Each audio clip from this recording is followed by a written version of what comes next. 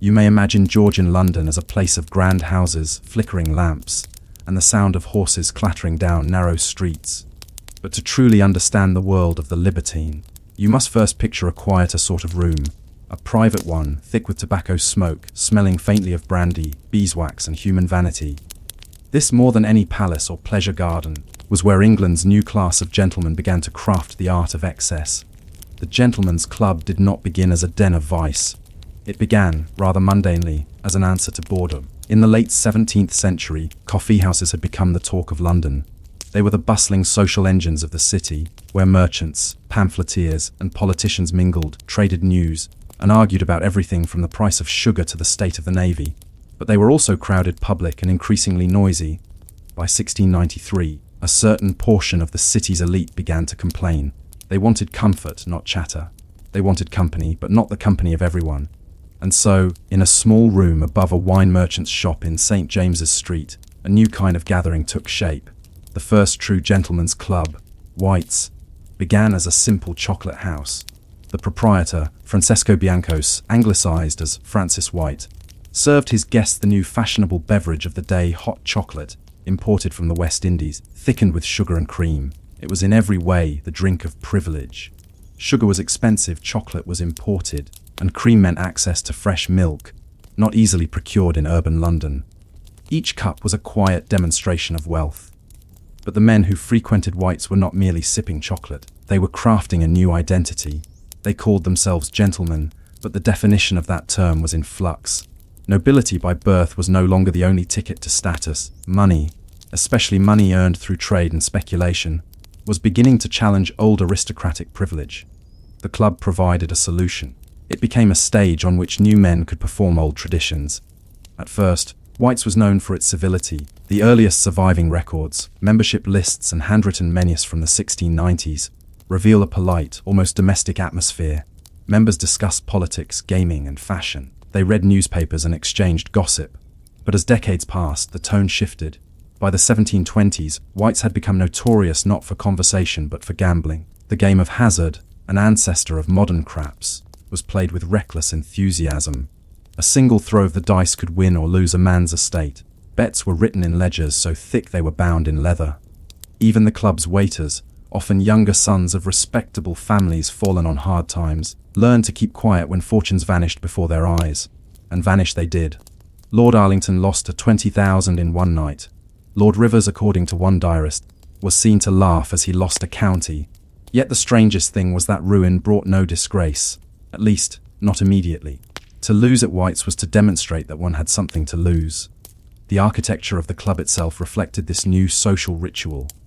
White's expanded into larger premises, with separate rooms for gaming, dining, and reading. The furniture was plain but costly mahogany tables, velvet chairs, and brass sconces that flickered against mirrors. Members had their own servants who waited in the outer hall, forbidden to speak. Silence was as much a marker of refinement as wealth. Elsewhere in London, imitators arose. Brooks's, Boodle's, the Cocoa Tree. Each claimed a particular clientele and character. Brooks's attracted the Whigs, Boodle's the Tories.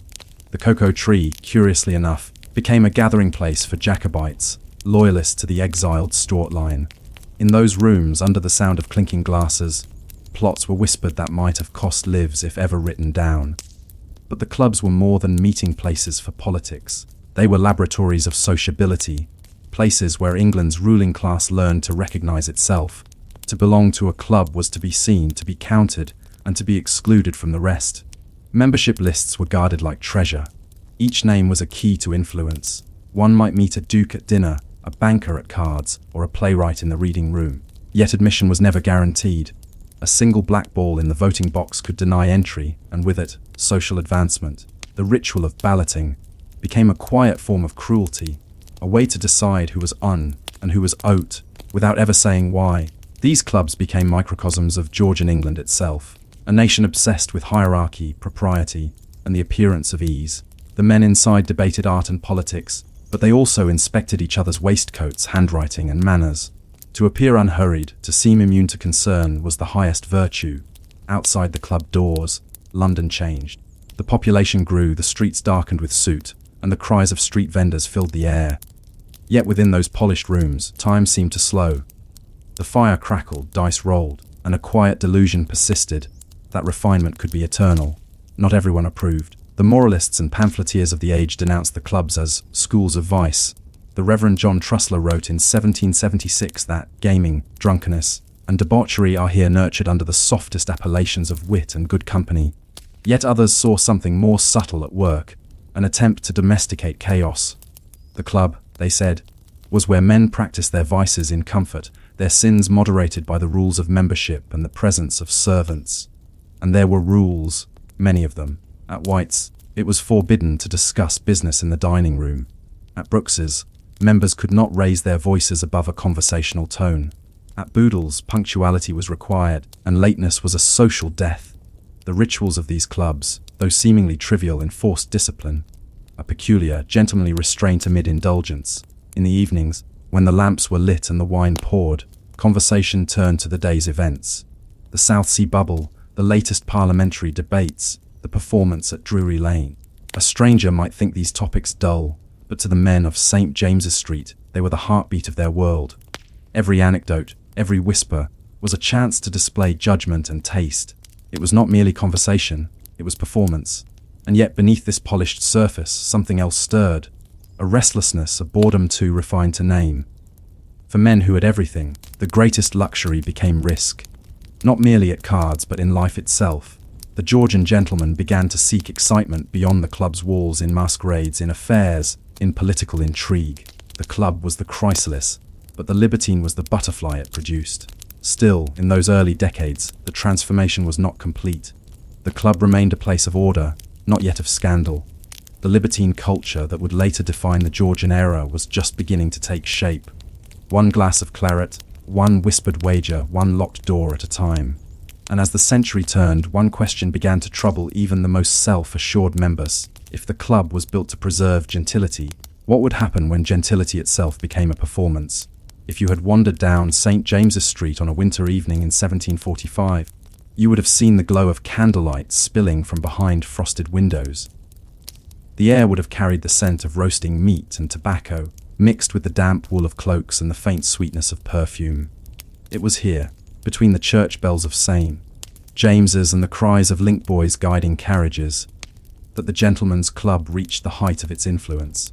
What had begun as a novelty, a few men gathered to sip chocolate, had become a defining institution of Georgian life.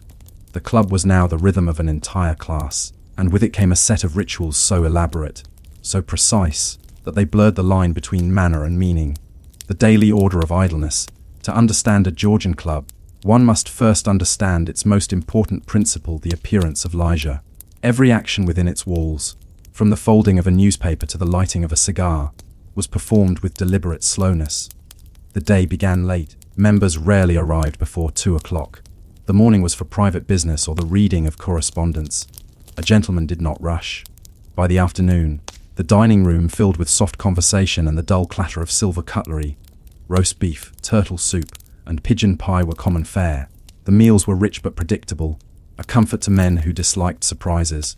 At White's, the famous betting book was brought out after the second course. Here, wagers were recorded with meticulous care. A man might bet 10 that a friend would marry within the year, the 50 that the French fleet would be sighted in the Channel, or even 5 that it would rain before sunset. The stakes were often absurd, but the act of betting itself was serious, a symbolic assertion of control over an unpredictable world. To outsiders, it all seemed frivolous, but for the members it was structure. The club's rhythm, its fixed hours, its repetition of meals and games, provided a kind of refuge from the growing chaos of Georgian London. Outside, markets crashed, mobs rioted, and newspapers churned with scandal. Inside, time stood still. The soup was always served hot. The wine was always old. The codes of conduct every club had its own written and unwritten rules. The written ones were often dull. Fines for lateness, penalties for gambling debts, prohibitions on introducing unvetted guests. But the unwritten ones governed the true art of belonging. For example, one never laughed loudly. True wit required restraint. One never discussed trade. It was vulgar. Even those who had made fortunes in commerce pretended they had merely acquired interests. And one never, under any circumstance, displayed emotion in public. The Georgian gentleman was a master of calm indifference. To break these codes was to reveal one's origins. A misplaced gesture, a too eager greeting, a coat cut a little too bright.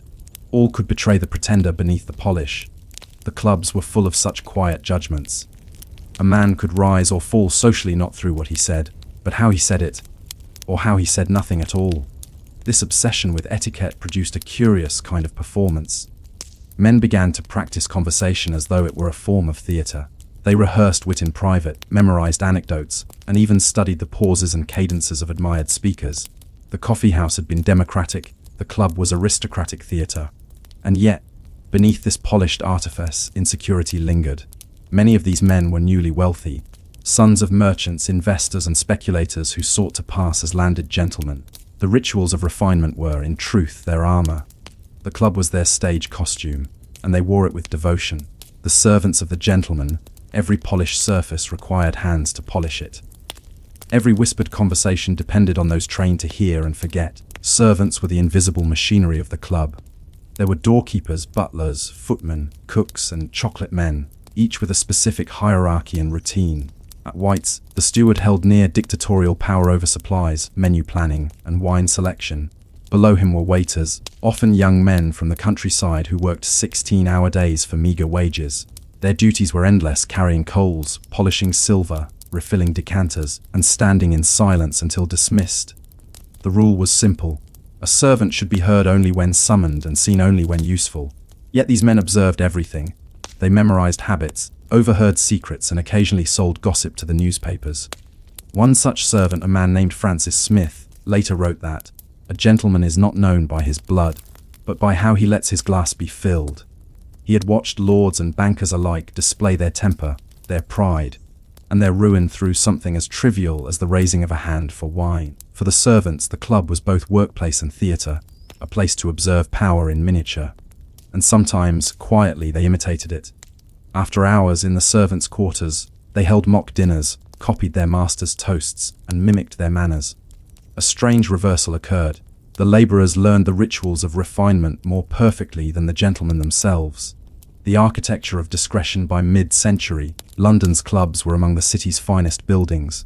Designed by the same architects who built aristocratic townhouses, they featured sweeping staircases, gilt mirrors, and rooms panelled in mahogany. Yet the design always favoured privacy over grandeur. Windows were curtained to prevent outside eyes from seeing in. Corridors were arranged to muffle sound. The card rooms were windowless, lit only by candles, to keep men gambling late into the night. Each room had its unspoken function. The reading room was for newspapers and pamphlets.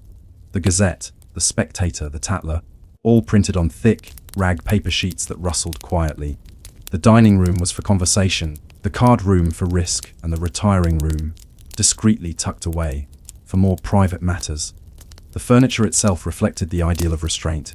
Chairs were solid but plain, tables unornamented, carpets of subdued colour.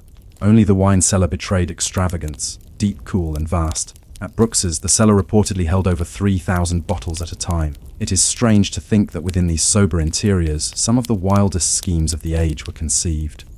Election bribes, speculative ventures, amorous liaisons, all began with the quiet pouring of a glass in a candlelit room. The club as parliament of manners. By the 1750s, the clubs had become unofficial parliaments. Political alliances were forged over dinner, and ministries could rise or fall depending on what was whispered over a game of cards. White's was famously Tory, Brooks's, Whig. Each side mocked the other's taste in food, wine, and conversation. Political rivalry became a question of etiquette.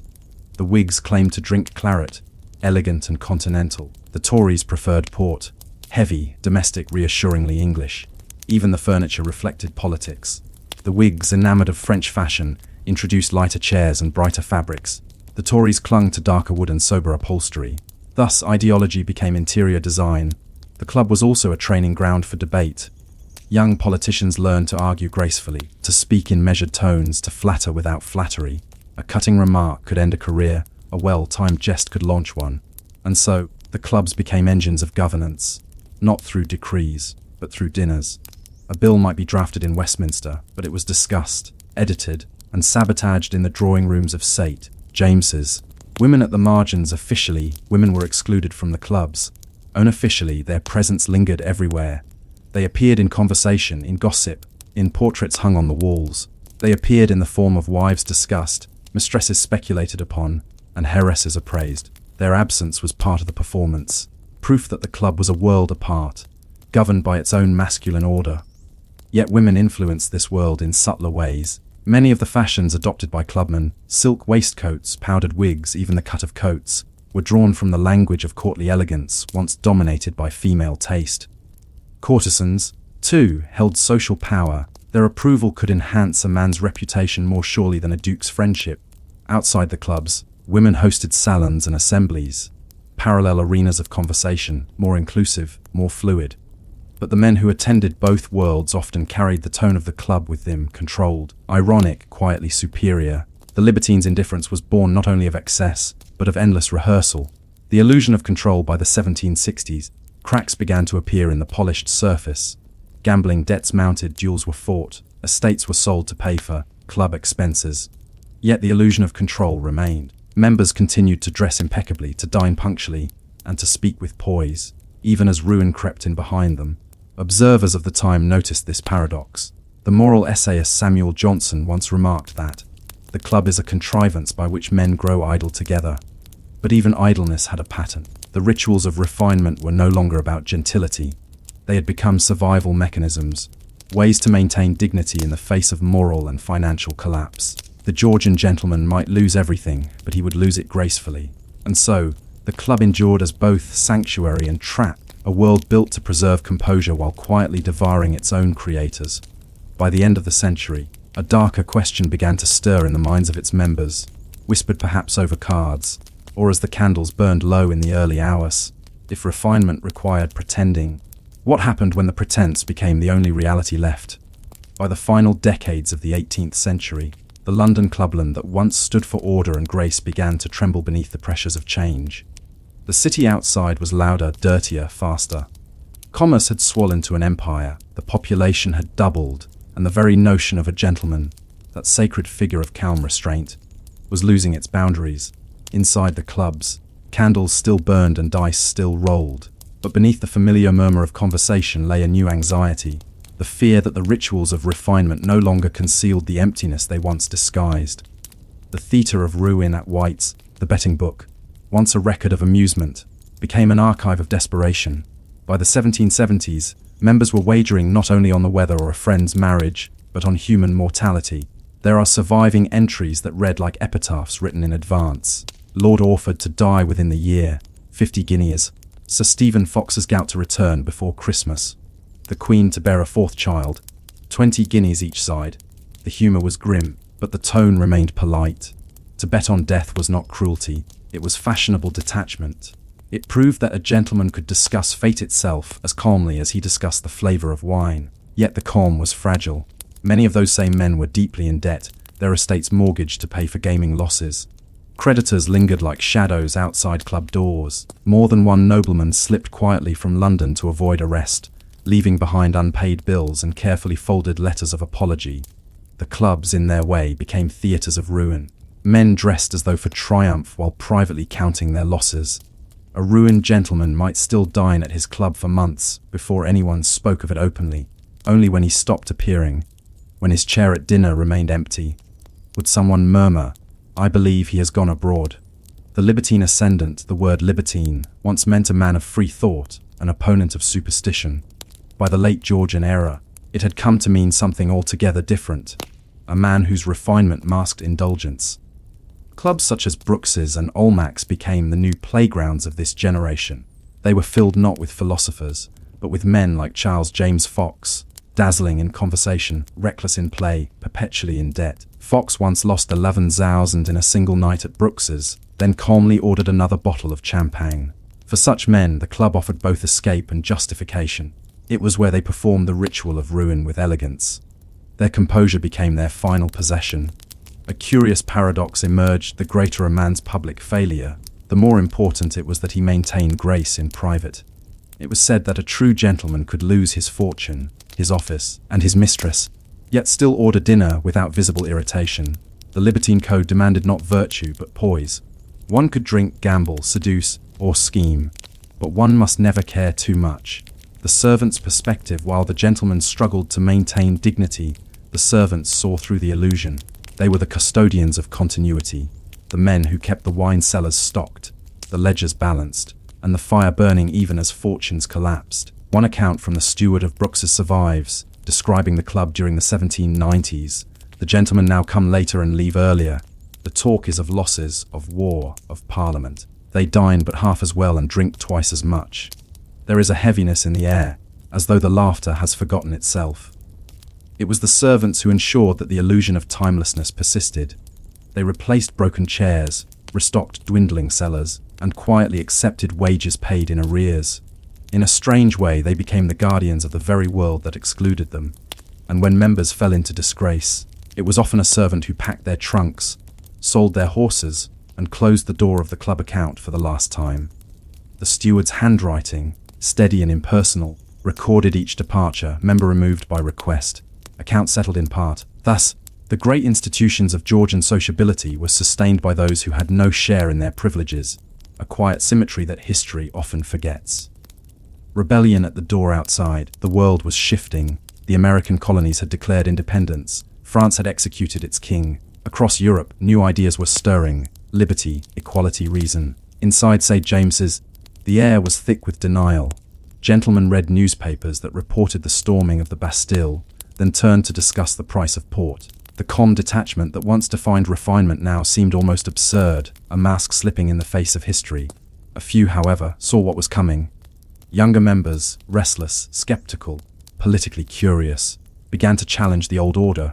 They questioned the hereditary privileges that clubs symbolized. They read Rousseau and Voltaire. They talked quietly about reform. But the walls of the club were not built for dissent.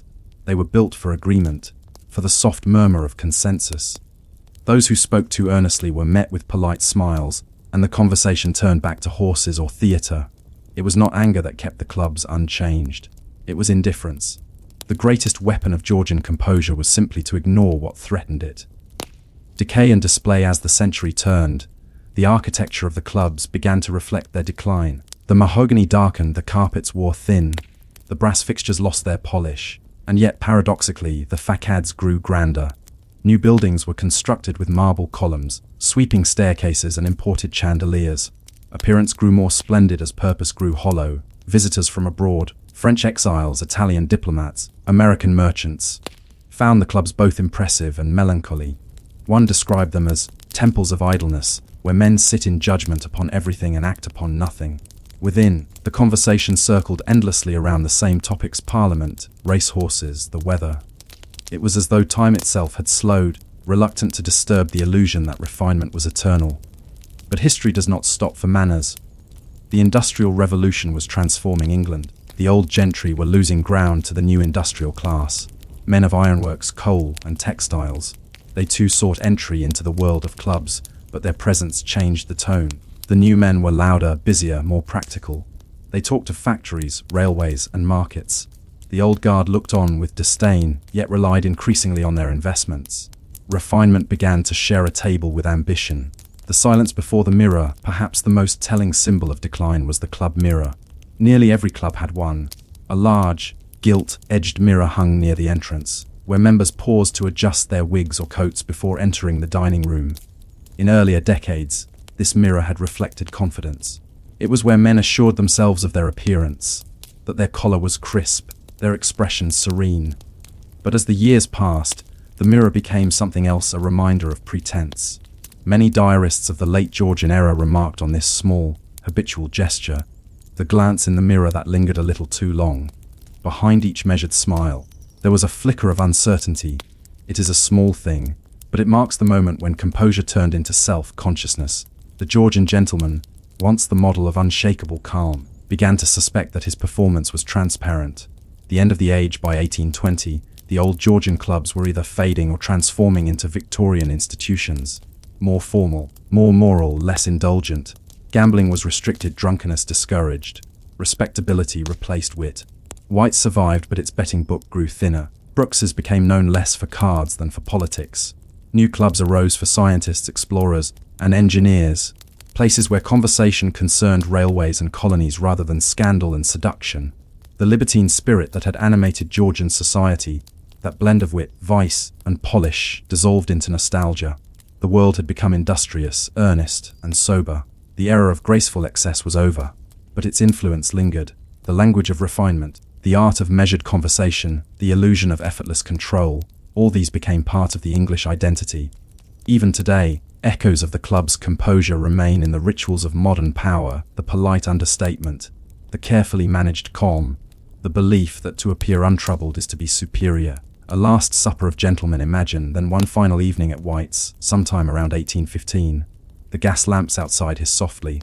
Inside, the dining room glows with candlelight. A few elderly members sit at their accustomed table, coats cut in an older fashion, wigs slightly yellowed with age. The steward moves quietly among them, pouring port, clearing plates. They talk, not of war or industry, but of the past, of the great bets, the scandals, the nights of laughter that seem impossibly distant. Their conversation fades into silence. The air smells of wax and tobacco. Outside, the city rumbles, omnibuses, factory whistles, the hum of a new age. At last, one of them raises his glass. His hand trembles slightly. "To the old days," he says. The others nod. No one speaks again for some time. The candles burn lower. The steward clears the glasses. The fire dwindles to embers. And in that quiet room, still polished, perfectly arranged, an era ends without ceremony. In the end, the rise and fall of the Georgian Gentlemen's Club is not a story of scandal or morality, but of performance. It is the history of how a society learned to confuse composure with virtue, and how that confusion became a national art. Even now, perhaps the echo lingers in every boardroom, every dinner party, every polite silence that hides discomfort. The lesson of the club is that manners can outlive meaning, and that sometimes the softest voices conceal the greatest vanities. But one wonders quietly, as the candles fade, when refinement becomes habit, and habit becomes emptiness, what then remains of grace? If you imagine Georgian London at its height, the soft rustle of silk gowns, the powdered wigs glimmering like pale halos under candlelight, you must also imagine the faint, constant sound beneath it, the sweeping of brushes, the hiss of irons, the scraping of knives against pewter plates. That was the heartbeat of the century. Every polished drawing room, every glittering ballroom was upheld by a small army of invisible workers, servants, artisans, and laborers whose names were seldom recorded but whose skills kept the illusion alive. They were the ones who rose before dawn to light the fires, who ground white lead into face powder, who fetched water for washing and coal for heating, who dressed their masters in splendor and watched them leave for evenings they themselves would never see. Their lives were neither heroic nor tragic, simply continuous, and yet, in their quiet persistence, they built the texture of Georgian refinement. The economy of cleanliness in the 18th century was not a personal virtue. It was an industry. A Georgian household required a complex hierarchy of servants to maintain even the appearance of hygiene. Soap was expensive, water scarce, and everything, from lace cuffs to dining linen, demanded constant attention. At the top of the domestic pyramid stood the housekeeper, often a formidable woman with her own sitting room and keys to every cupboard. Beneath her were the maids' chambermaids for the bedrooms, scullery maids for the kitchen, laundry maids for the endless mountains of linen. Each had a distinct rhythm of labor, a clockwork of tasks timed to the routines of their employers. The laundry maid, for instance, might begin at 3 in the morning. She heated vast copper kettles of water, added soap made from rendered animal fat, and scrubbed linen on wooden boards until her knuckles bled. The water had to be changed repeatedly, for gentlemen's collars and ladies' shifts stained easily with powder, rouge, and sweat. When the washing was done, the linen had to be rinsed, boiled again, blued with indigo, starched, dried, ironed, and folded, all before the household stirred for breakfast. It was said that one could judge a family's fortune by the color of their linens. White cloth meant wealth.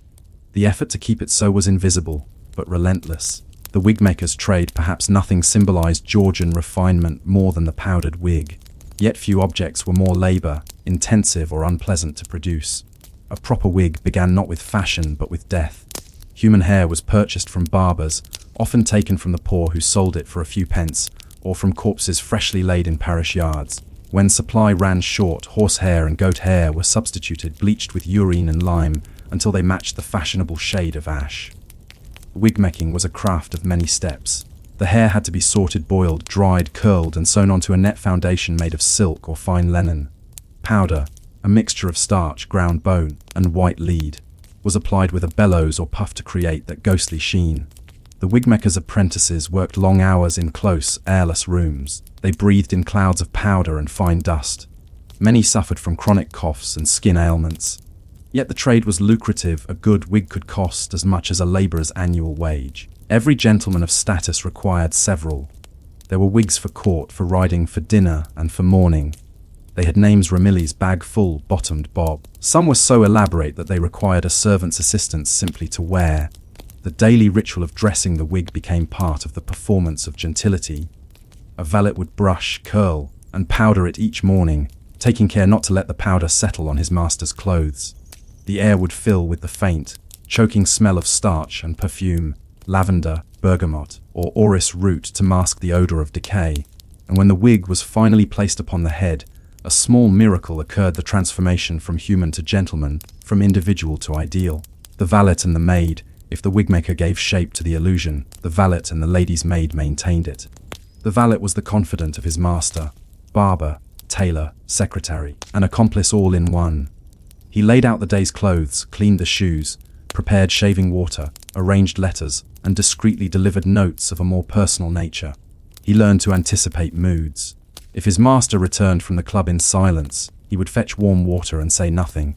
If he returned triumphant, the valet knew to pour wine, not judgment. The lady's maid, meanwhile, managed the intricate world of her mistress's appearance. She mixed powders and rouge, arranged hair into elaborate towers, laced corsets, and stitched repairs into fragile fabrics. She was expected to know not only fashion but discretion, to assist at assignations, to intercept letters, to feign ignorance when necessary. For both valet and maid, intimacy was a kind of power. They knew what others only guessed. They could influence mood, appearance, and reputation through the smallest gestures. A misplaced note, a delay in dressing, a hint dropped to another servant, all could ripple outward into scandal. Yet for all their proximity to privilege, they remained outsiders. They might sleep in adjoining rooms, hear whispered secrets, and handle jewels worth a year's wages, but they belonged to a world that would never admit them as equals. Still, there were advantages. A clever valet could rise, become a steward, even a gentleman's companion. A beautiful maid might attract a patron or a husband above her station. The servants' world was as fluid as the one they served was rigid. The trades that fed decadence beyond the household, an entire ecosystem of trades sustained the aristocracy's appetites. Perfumers sold vials of scent made from ambergris, civet, and roses imported from Provence. Their shops were small temples of fragrance, filled with jars of oil and silver-handled brushes. The best perfumers catered directly to clients' servants, who delivered orders by note and collected them in silence. Tailors and dressmakers worked on narrow streets off the Strand, stitching for 15 hours a day by candlelight. They copied French designs from engravings smuggled in through Dover, adjusting them for English taste. The most skilled among them became semi-famous, not by name but by patron. A gown by Mrs. Bell or coat by Weston was enough to signify status. Even the apothecaries profited. Face powders, tooth powders, and hair tonics were made with ingredients that today would horrify: mercury, lead, arsenic. They burned, peeled, and poisoned slowly, leaving the complexion pale and the veins blue. The price of beauty was often illness. One lady of fashion, Lady Coventry, was said to have died from the slow effects of her cosmetics. Yet the style did not fade. Powder and pallor were not merely vanity, they were signs of leisure. Only those who never worked outdoors could afford to look so unnaturally white. Servants and sin, the same servants who powdered wigs and buttoned coats, also managed the logistics of their employers' indiscretions. It was the footman who delivered sealed notes to a lady's house, pretending they were invitations. It was the maid who arranged to have the back door unlatched at midnight. It was the coachman who drove through narrow lanes without asking questions. Their discretion was assumed but never rewarded. When scandal erupted, it was the servant who was dismissed. A few grew rich on hush money, but most simply moved on, from one household to another, carrying stories they dared not tell. London's servants' registry offices, the 18th century equivalent of employment agencies, were full of references carefully worded to conceal disgrace. Left at her own request, might mean pregnancy; recommended for honesty, might mean nothing at all. Yet these men and women were not passive observers. They learned to navigate the delicate politics of reputation. A valet might subtly remind his master of a debt owed. A maid might suggest that silence was worth a small gift. It was a shadow economy of knowledge, unrecorded but powerful. The cost of the illusion to maintain an aristocratic household was ruinously expensive. The Duke of Bedford's accounts from the 1750s list over 150 servants across his estates. The cost of uniforms alone, livery coats embroidered with silver thread, consumed more than the income of a small farm. Servants were paid little but required much food, housing, and constant supervision. The servants' hall was its own miniature society, complete with hierarchies, rivalries, and rituals. The butler presided like a magistrate, the housekeeper like a queen. In London, great houses along Pall Mall and Grosvenor Square employed entire underground armies. Kitchens, laundries, and pantries were built below street level, with servants moving unseen through narrow corridors and stairways. A visitor entering through the grand door might never guess that 50 people lived and worked beneath his feet. This was by design. The ideal household ran silently. The perfect servant was invisible. The smoother the illusion, the harder the labor behind it. The whispering class, there was, by mid-century, a strange intimacy between masters and servants. Each depended on the other's silence. The aristocrat needed discretion to preserve reputation. The servant needed employment to survive. And so, an unspoken bargain emerged. The servant pretended ignorance. The master pretended innocence. Letters from the period reveal a constant anxiety about this fragile arrangement. A lord might complain that his valet knows too much, or a lady write that her maid has grown familiar. Dismissals were frequent, often for reasons that could not be stated openly. Servants who left a household were sometimes offered character money, a small payment in exchange for their silence. Others sold information to pamphleteers or rival households. By the 1760s, entire newspapers thrived on gossip supplied by those who had seen too much. In this way, the very people who maintained the illusion of gentility also held the power to expose it. A world within a world, as you picture the glittering ballrooms and candlelit drawing rooms of Georgian England. Imagine also the hidden network beneath them. The wigmakers' lofts filled with powder dust, the laundries steaming with heat, the servants' quarters echoing with quiet footsteps. It was a world within a world, one of labor, discipline, and observation. The elegance above was possible only because of the endurance below. And yet, for all their differences, both classes shared one thing: performance. The lady feigned grace, the maid feigned ignorance. The gentleman performed indifference, the valet performed obedience. Each knew the other was pretending, but the fiction suited them both. Still, as London grew and social mobility widened, the question lingered like powder in the air. How long could the illusion of hierarchy survive, when those who sustained it understood it best? When you think of the 18th century, you might imagine wigs, waistcoats, and the shimmer of candlelight on cut glass. But beneath that glow was another world, one that lived by reflection. For the servants of Georgian England, mirrors were everywhere. They polished them, carried them, watched their masters through them. They saw without being seen. And what they saw, in those glittering reflections, was the contradiction at the heart of their age, a society obsessed with virtue that relied entirely on the invisible work of others. A house of glass, the architecture of Georgian Britain encouraged both surveillance and concealment. In the grand townhouses of Mayfair or Bath, space itself was an instrument of control. The upper floors, drawing rooms, dining rooms, and ballrooms were built for display. Light poured through tall windows. Every surface reflected refinement. Below, hidden from view, the basement levels formed a labyrinth of passageways and rooms. There were kitchens with brick ovens, coal stores, sculleries, laundries, and the cramped sleeping quarters of servants. Narrow staircases connected these levels to the grand rooms above, but servants were forbidden from using the main staircase.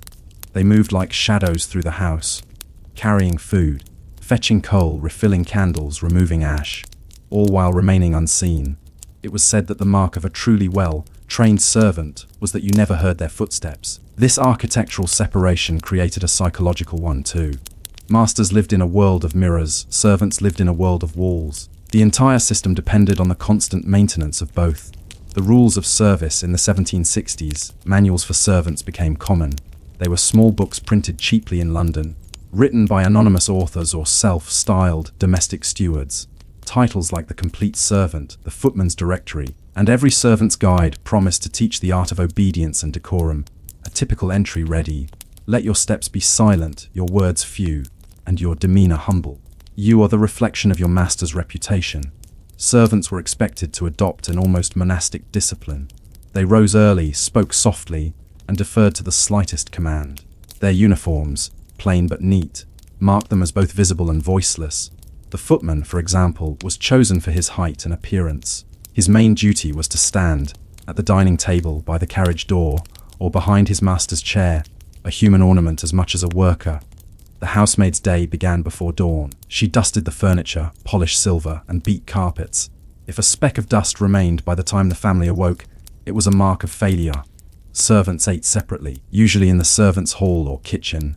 Their meals were plain bread, cheese, small beer, perhaps stew made from leftover scraps. The dining schedule was dictated entirely by the rhythm of their employers' meals. And yet, despite these rigid hierarchies, the servants' world had its own structure, a miniature society with its own ranks, customs, and politics. The servants' hall was both workplace and refuge. Here, the butler presided with quiet authority. He was the custodian of the household's reputation, responsible for wine, silver, and discipline. His keys jingled like a badge of office. Beside him sat the housekeeper, who managed Lenin's stores and the female staff. Together they formed the twin pillars of order below stairs. Every servant knew their place in this miniature court. The upper servants dined at the head of the table. The maids and kitchen staff ate below. Conversation was allowed, but only within rank. Laughter could be tolerated, disrespect could not. And yet it was here, in this space of shadows, that gossip flowed most freely. Servants knew everything. They handled letters, overheard quarrels, saw bills, intercepted notes, and noticed changes in tone and timing. They knew when a mistress's gown was ordered in mourning black before any death was announced. They knew which gentleman's ring had been left on a bedside table, not belonging to his wife. The servants' hall was the repository of all these quiet observations, a library of the unspoken. Letters, locks, and secrets. The Georgian age was obsessed with correspondence. Every friendship, every flirtation, every business deal passed through the fragile medium of letters, and it was the servants who carried them. The footman or coachman delivered sealed packets. The maid received them. Sometimes servants read them first, not out of disobedience, but out of necessity. A delayed or misdelivered letter could ruin reputation. Locks on writing desks and drawers became symbols of privacy, yet the keys often passed through many hands. A valet might borrow one to polish it, a maid to dust the desk. Curiosity was inevitable. Some servants turned this knowledge into quiet power. A valet who knew his master's debts could negotiate better treatment. A maid who discovered her mistress's correspondence might be rewarded for her silence, or punished for knowing too much. In rare cases, secrets escaped the household entirely. London's printers were eager for gossip, and by the 1770s pamphlets detailing aristocratic scandals appeared weekly. Behind nearly every revelation was a servant's whisper. The line between service and subversion grew thin. The changing city. By the 1770s, London itself was transforming. Streets once lined with small houses gave way to terraces of brick mansions. New districts, like Bloomsbury and Marylebone, attracted the upwardly mobile, merchants and professionals who aspired to gentility. With them came a new kind of servant, hired help rather than lifelong retainers. Daily maids, washerwomen, and errand boys replaced the old feudal hierarchies. Wages were low, turnover high. This shift reflected the changing nature of English society, from inherited privilege to purchased comfort.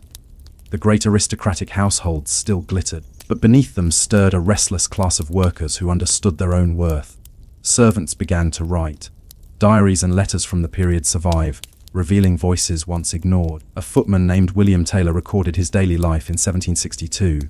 "My master is civil but exacting. The powder on his wig must be even, the curls unspoiled by rain. I stand behind his chair at dinner and watch him eat. The smell of roasted meat makes me weak with hunger. Yet I am to smile, always smile." It is a simple entry, but it captures the strange duality of service. Proximity without participation, presence without power. The temptations of reflection for many servants. The boundary between imitation and identity was fragile. The valet who helped his master dress began to understand fashion intimately. The lady's maid who arranged hair learned the subtle codes of elegance. When the opportunity arose, they might adopt these manners themselves. On their day off, in public gardens or at fairs, where no one knew their station, there were stories of maids who passed for ladies, even for a day, borrowing discarded gowns and walking in Hyde Park with heads held high. It was both rebellion and rehearsal, a glimpse of freedom reflected through imitation. The aristocracy, in turn, became anxious about mimicry. Manuals warned masters to keep servants in their place, to avoid familiarity, to discourage airs. But the mirror could not be unlearned. Servants saw the gestures of authority daily. They practiced them privately. The very skills that made them indispensable, precision, poise, discretion, also made them dangerous in a world built on hierarchy. The invisible rebellion by the 1780s, small acts of defiance became common, not open revolt but subtle refusals. A candle left untrimmed, a garment misplaced, a delay in answering a bell. These were forms of protest that risked little but expressed much. In some households, groups of servants shared whispered jokes at their employer's expense. They imitated their voices, mocked their manners, repeated their arguments behind closed doors. It was not cruelty, it was survival. These moments of shared humor built solidarity in a system designed to isolate. They reminded each servant that, though unseen, they were not alone. There were larger rebellions too. Servants sometimes ran away, taking clothes or silver to sell. Others joined the growing service industry of taverns, inns, and theatres, where the same skills of attentiveness could be exchanged for tips rather than obedience. The very qualities that made them good servants, memory, observation, imitation, became tools for independence. Reflections in decline. As the century drew toward its close, the ideals of service began to erode. The Enlightenment's talk of liberty and equality reached even the servants' quarters. Pamphlets circulated among literate footmen and butlers, filled with phrases like, "the rights of man." Some masters banned newspapers, others pretended not to notice. But ideas, once reflected, could not be contained. When the French Revolution erupted in 1789, whispers spread through English households. Would it happen here? Would servants one day demand more than wages, perhaps dignity itself? The answer, for most, was no immediate change. The structures of service endured into the next century, refined and rigid as ever. But something had shifted. The mirror had cracked. Servants now understood the illusion of gentility, not just as labor but as performance, one that required their participation. And once you understand the play, it becomes difficult to believe in the stage. The mirror and the mask. It is easy, now, to romanticize the Georgian servant, the neat livery, the polished manners, the graceful silence. But their lives were shaped by contradiction. They were both essential and expendable, trusted and distrusted, visible and invisible. Their labor built the world that ignored them.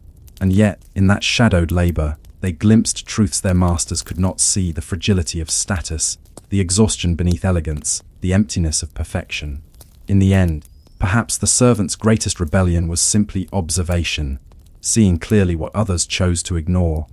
For when a mirror watches long enough, it begins to see through the mask. But as the century turned and new ideas of freedom and commerce began to rise, what would happen to this delicate balance of illusion and obedience?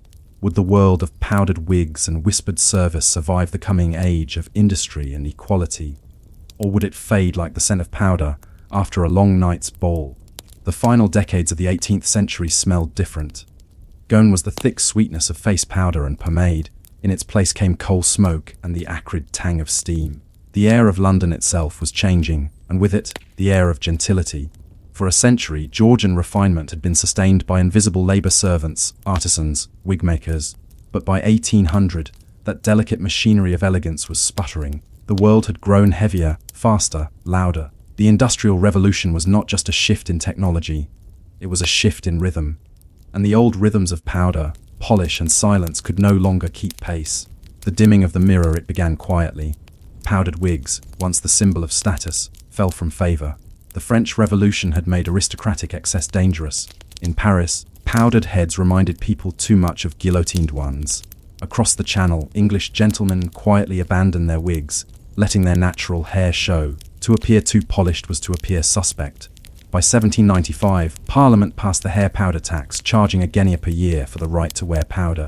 It was meant to raise revenue for the war against France, but it also marked the symbolic end of an age.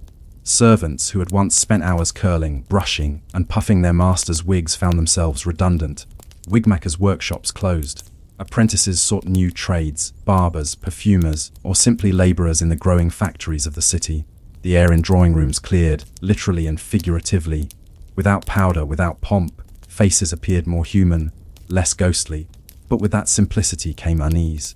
What was gentility without its symbols? The servant in transition. In the changing city, servants themselves became part of a new kind of economy. The great aristocratic houses still existed, but fewer families could afford their vast staffs. Estates were sold, consolidated, or mortgaged. urban life became the measure of modernity, and in townhouses designed for comfort rather than grandeur, one might find only 2 or 3 servants where once there had been 20. A single maid of all work might cook, clean, and serve, laboring 16 hours a day for a fraction of her predecessor's wages. Her uniform was no longer livery but practicality, cotton, not silk. Her name, if recorded at all, appeared in census books rather than household ledgers. The relationship between master and servant lost its intimacy. The valet who once dressed a gentleman for hours now simply ironed his shirts. The lady's maid who had once been confidante and conspirator became a silent housemaid, expected to speak less and do more. It was, in some ways, progress, fewer hierarchies, less ritual. But it was also a loss. The strange theatre of service that had defined Georgian life was closing its curtain. The fall of the great houses as fortunes waned, so too did the houses themselves. Those vast London mansions, once alive with candlelight and gossip, fell silent. The servants who had once moved through their corridors vanished, leaving echoes and dust. The underground kitchens grew damp, the silver tarnished. In country estates, wings were closed off to save on heating. The number of fires lit in a house became a measure of decline. Inventories from the period show a curious pattern: fewer wigs, fewer mirrors, fewer servants, but more clocks. Time itself had become the new luxury. The clock replaced the servant's bell as the rhythm of domestic life. Those who remained in service adapted to new technologies. Mechanical spits turned the roasts. Coal scuttles replaced wood baskets. Bell pulls connected to metal wires rather than cords.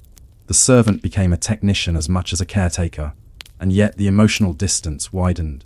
The master no longer knew his valet's name. The lady no longer trusted her maid's discretion. Service had become a transaction. From servants to staff, language, as always, betrayed the deeper change.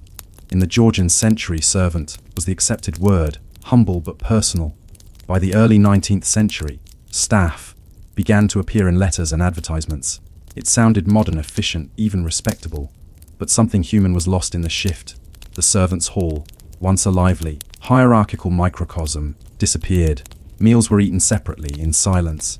Domestic life became a system of isolated labor rather than communal ritual. The old servant's pride in their craft faded too. A butler once spoke of his duty as a vocation, to preserve the dignity of the household. A century later, his successor would call it simply employment. Progress, it seemed, had its own kind of boredom, echoes of the past, and yet traces of the Georgian world lingered. In a few grand households, those of dukes, bishops, or titled widows, the old rituals persisted stubbornly. The silver was still polished daily. The tea was still poured with precision. The servants still referred to one another by title: Mr. Brooks the butler, Messrs. Parnell the housekeeper. Visitors to these houses remarked on the anachronism, the faint scent of powder, the obsolete courtesies. It was as if time itself had slowed in those candlelit rooms, resisting the clatter of the age outside. But even these islands of tradition were shrinking. The next generation of heirs preferred the continent, or the city, or no house at all. They travelled with one valet, perhaps a cook, and called it simplicity. For the servants who had given their lives to the maintenance of grandeur, there was no clear future. Many retired to almshouses supported by small pensions. Others drifted into anonymity. A few, remarkably, wrote memoirs.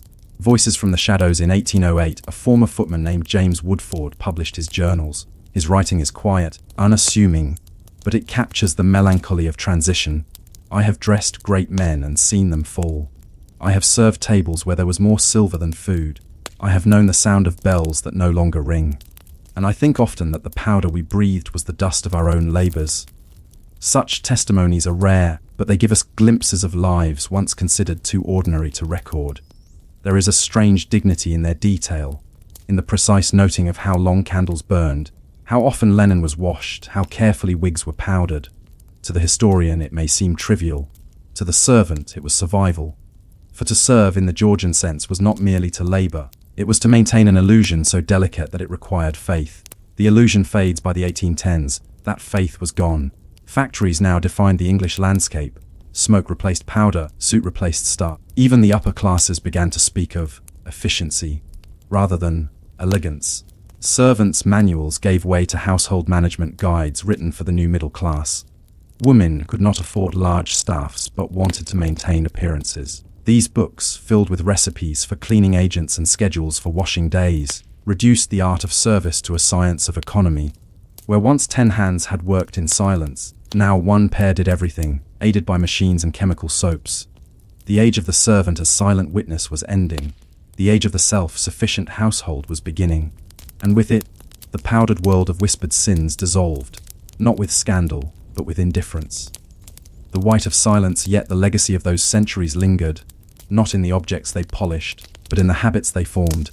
The idea that gentility required effort, invisible, disciplined, often feminine or servile effort, persisted. The expectation that comfort should be effortless remained. Even in the modern world, echoes of Georgian service survive: the hotel porter, the butler in uniform, the quiet efficiency of those whose labor sustains luxury. Their politeness is a distant descendant of the same performance that once defined an entire class. It is easy to forget that elegance, in its most refined form, was always a collective act, one that demanded both admiration and amnesia. A powdered legacy walk through London today, and you can still find remnants of that powdered age. In Mayfair, some houses retain their servants' tunnels and basement kitchens, their narrow staircases for invisible feet. In museums, wigs sit under glass, pale, ghostly and fragile. They seem absurd now, relics of vanity. But if you look closely, you can almost see the fingerprints of those who brushed them, the faint residue of powder that once filled the lungs of apprentices and valets. The elegance we admire was built, quite literally, on their breath. Ashes in the air by the time the Regency era dawned. The powdered world was gone. Its servants had become workers. Its masters had become employers. Its grace had become nostalgia. And yet, in every polished surface, every ritual of refinement that survived, there remained the faintest reflection of the old illusion. The dream that beauty could exist without labor, that gentility was effortless, that silence was a kind of virtue. That illusion, like the powder it came from, was fine as dust. It clung to everything, even as the world moved on. So, as you imagine the last candle burning low in a London drawing room around 1815, the wig discarded, the servant dismissed, the mirror clouded with age, consider this: was the age of elegance truly beautiful, or merely the most polished disguise for exhaustion? You awaken, in your imagination, to the sound of a silver teaspoon clinking gently against porcelain. It is morning in a Georgian drawing room, perhaps around 1755.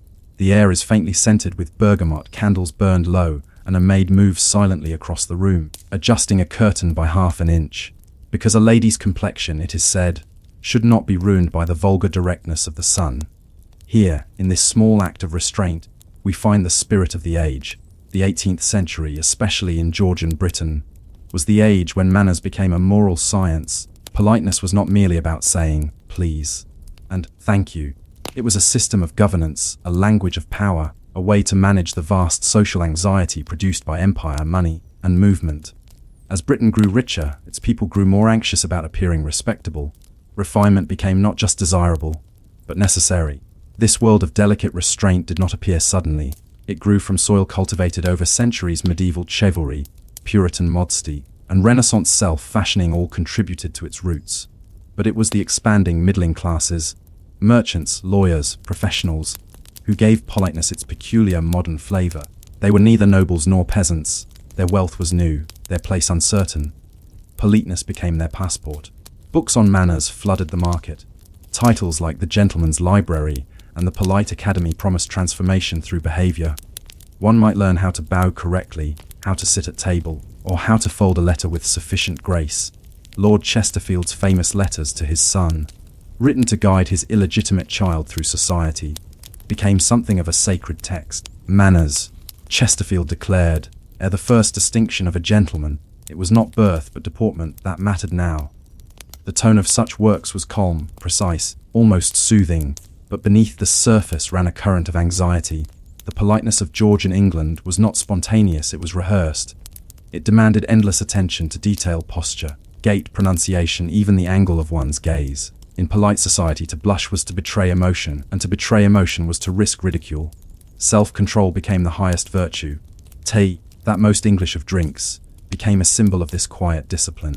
Imported from distant lands by ships of the East India Company, tea was an exotic product tamed into domestic ritual. It was consumed in silence among porcelain cups so thin that they trembled in one's hand. Each gesture, pouring, stirring, sipping, was codified. To spill was to sin. The tea table became a stage where class was performed, and women especially became its central actors. Yet the irony of the age was this: While the drawing rooms of London were filled with soft manners and whispered compliments, the streets outside were loud, filthy, and riotous. In the same city where ladies practiced their curtsies, mobs roamed the alleys, and drunken sailors shouted insults at passing clergy. London's politeness was an island in a sea of chaos, and perhaps that was why it felt so necessary. To be polite was to create an illusion of control. But how was politeness learned? It began at home, with the body. Parents corrected children constantly, not only their words but their movements. A young girl might be told to keep her hands folded, to never scratch, fidget, or laugh too loudly. Boys, though given more freedom, were taught to walk neither too fast, which suggested coarseness, nor too slow, which implied affectation. The voice, too, was disciplined. One must speak softly but clearly. To raise it was to descend into vulgarity. By adolescence, many young people had internalized these lessons so deeply that their bodies seemed to obey automatically. The result was a generation of men and women who appeared effortlessly composed, though inside they might be racked by self-consciousness. Georgian politeness, for all its grace, created a nation of performers. Even the architecture of the time reflected this obsession with order.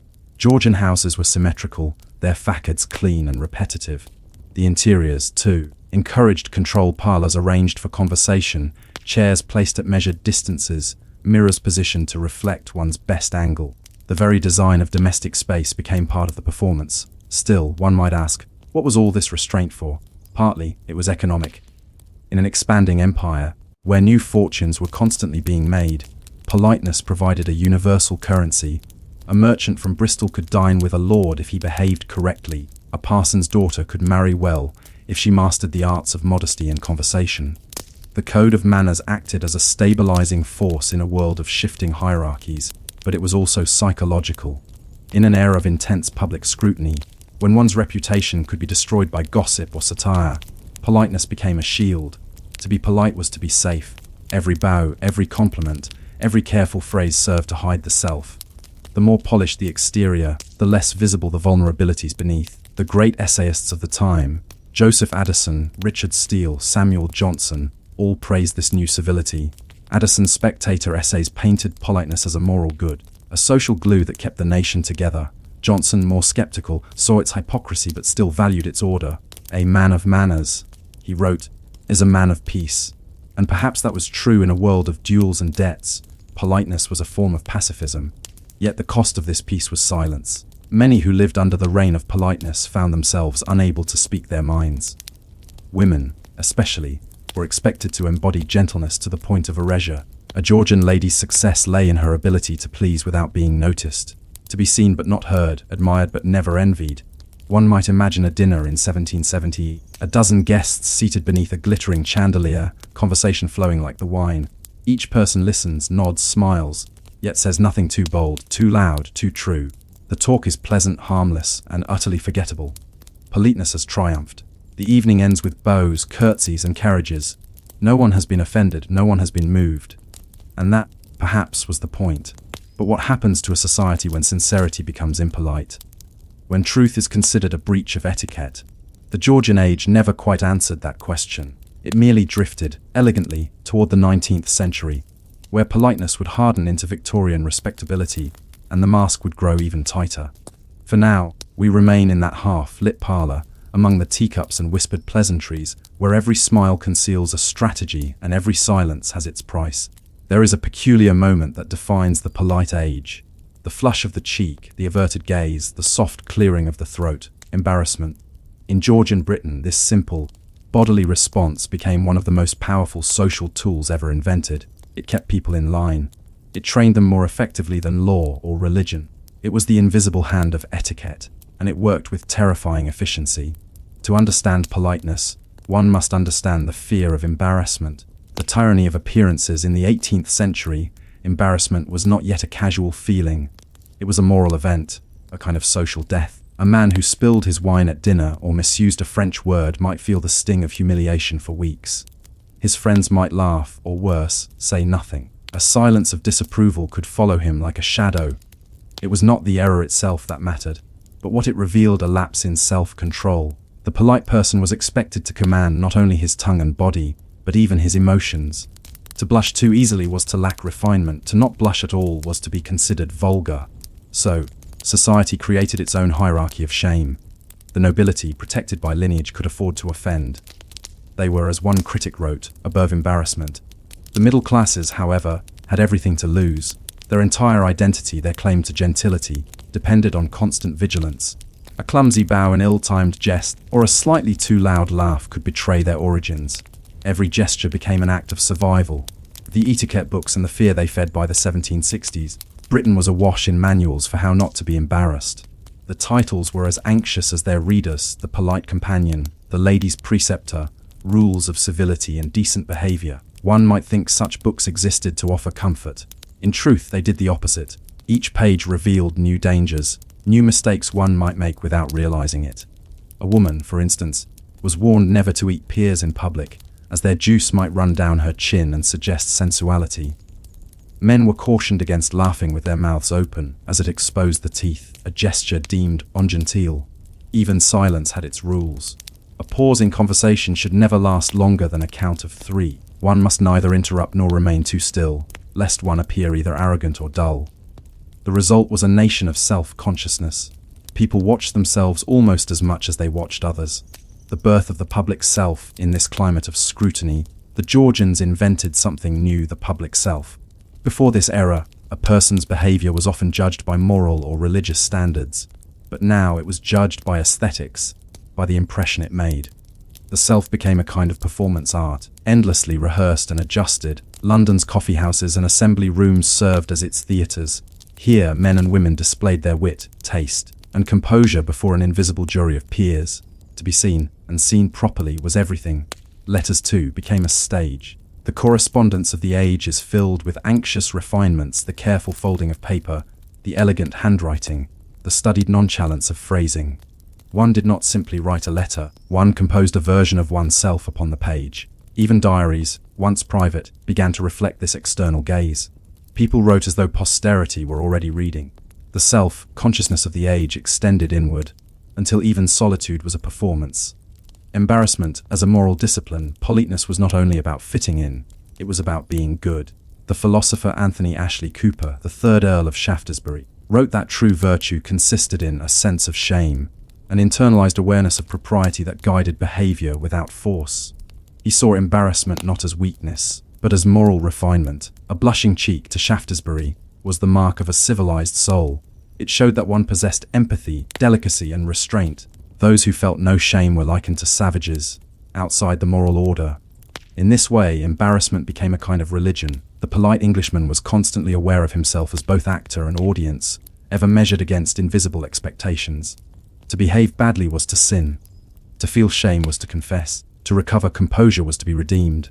The strange case of the over-polite yet politeness, like all virtues, carried its own excess. By the late 18th century, satirists began to mock the absurdity of social anxiety. In plays and pamphlets, they introduced a new comic figure, the polite fool. The man so terrified of impropriety that he could do nothing naturally. He tripped over his own bows, apologized for breathing, and thanked his host for insults he didn't understand. One popular example was the character of Mr. Barlow in The Polite Gentleman's Misfortunes, who fainted upon accidentally addressing a duchess before her husband. The audience laughed, but uneasily. Everyone recognized a bit of themselves in him. Even Samuel Johnson, the great moralist, saw the danger. The forms of civility, he warned, when too exact, enslave rather than adorn. But the warning went largely unheeded. Politeness had become a compulsion. The gendered art of embarrassment for women, embarrassment was not only expected, it was prescribed. Modesty, the most prized feminine virtue, was defined largely through shame. A young woman was taught to blush before compliments, to lower her eyes, to retreat from attention. To be unembarrassed was to be immodest. Conduct books described female virtue as the art of retreat. A woman must never appear to seek admiration, even if her entire future depended on attracting it. This paradox created an emotional labyrinth. A Georgian lady was to be both alluring and innocent, graceful yet unaware of her own grace. She must, in other words, perform sincerity. The pressure was immense. Diaries from the period, especially those written by women, often reveal exhaustion beneath the politeness. They speak of the effort to remain composed through discomfort, to smile through insult, to maintain dignity when dignity was a luxury. In a world ruled by embarrassment, women carried the heaviest burden. Private rebellion and the polite mask, and yet, Behind closed doors, rebellion stirred, not loud but steady. Writers like Mary Wollstonecraft began to question whether politeness was truly moral or merely oppressive. In A Vindication of the Rights of Woman, 1792, she attacked the cult of manners as a system of dissimulation. Women, she argued, were being trained not in virtue, but in deceit, taught to please rather than to think. Men, too, began to chafe under the weight of etiquette. Letters between friends often reveal a yearning for informality, for the freedom to speak plainly. "I am tired," wrote one clergyman, "of being civil. I would give my best sermon to be honest once without offence." Even the poets turned inward. The Romantics, Wordsworth, Coleridge, Byron, emerged as a reaction to the age of politeness. Their emotional candor, their exaltation of nature, their celebration of sincerity were acts of rebellion against a culture that had made feeling itself impolite. But before that emotional revolution could take hold, the mask of politeness had to crack. The theatre of self-consciousness, in many ways, the 18th century anticipated our own age of performance. It was the first society to truly live in public, to curate the self through gestures, language, and appearance. The polite person was a walking work of public relations, and like all performers, they lived in fear of failure. Embarrassment was their punishment, reputation their reward. The stakes were high, and the audience unrelenting. Every ballroom, every promenade, every letter-writing table was a stage. To live in Georgian England was to live watched, and to watch oneself. Even in sleep, perhaps one dreamed of composure, the right phrase unspoken, the graceful bow remembered too late. The self never quite rested.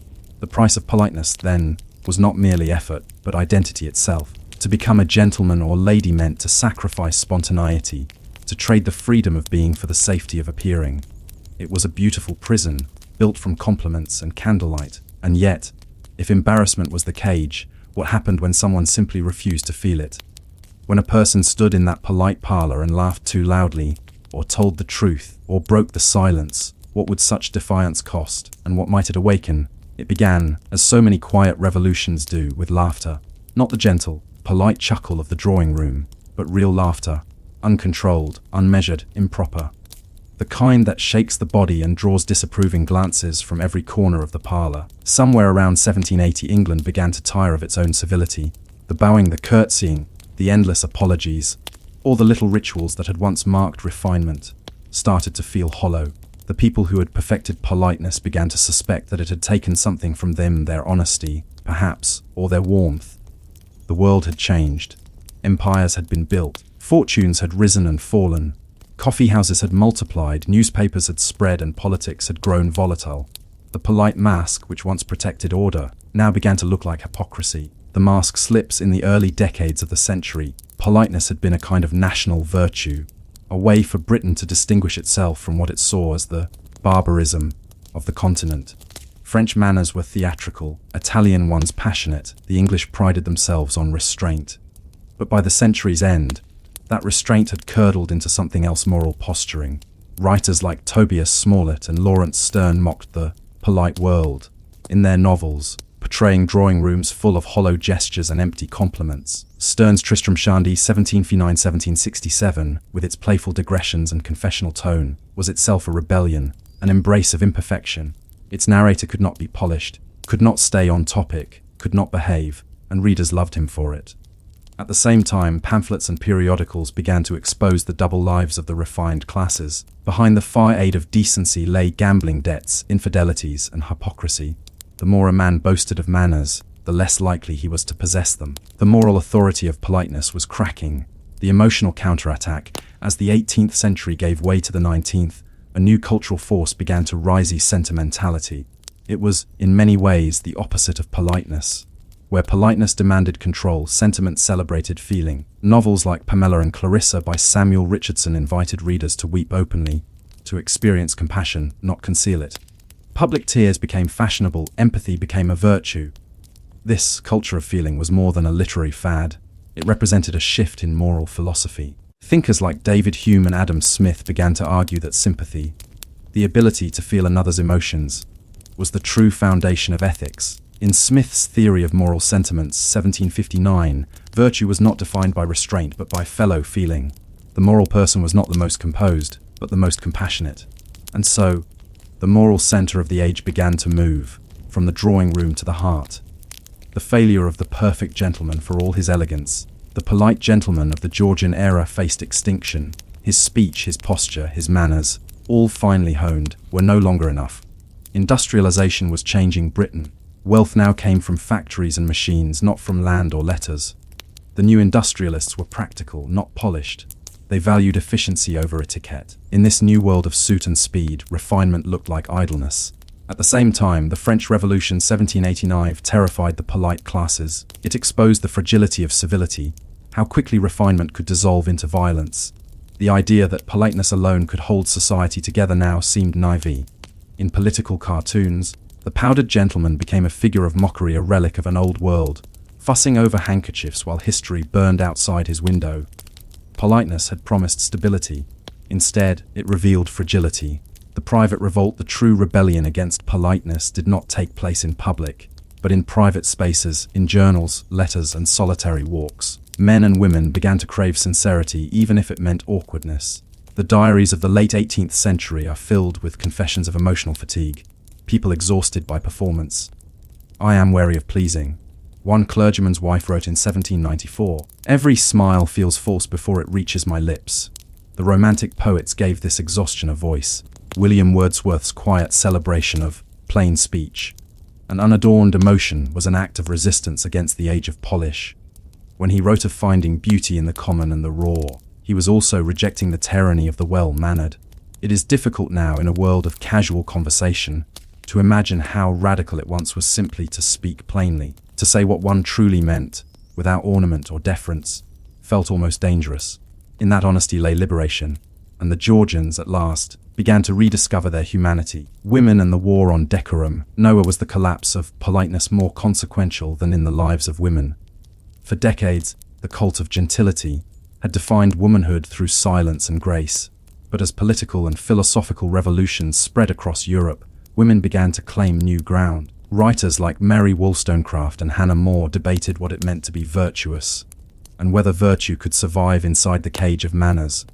Wollstonecraft's argument was stark. Politeness had replaced moral strength with the varnish of decency. Women, she said, were taught to appear good rather than be good. Her call for education, for reason, and for sincerity was an open assault on the polite world that had made women ornaments of civility. Even in social life, cracks appeared. Women began to host gatherings not of performance, but of conversation, salons where discussion replaced flirtation. The voice, long restrained, began to return. The shift was slow, subtle, but irreversible. The polite lady gave way to the thinking woman. The Georgian parlor, once a stage for performance, became in time a site of quiet rebellion. The long legacy of embarrassment, yet the end of politeness, did not mean the end of embarrassment. It merely changed shape. As the 19th century dawned, Victorian respectability rose from the ashes of Georgian manners. It was stricter, more moralistic, and infinitely more repressive. The politeness of the past had been about grace. The respectability of the Victorians was about guilt. Embarrassment became internalized.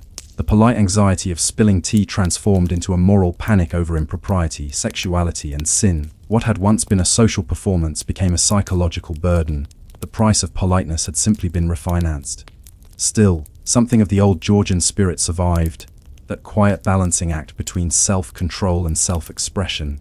It lingers even now in the way people hesitate before speaking plainly, in the nervous laugh after a social mistake, in the faint heat that rises in the face when we feel seen.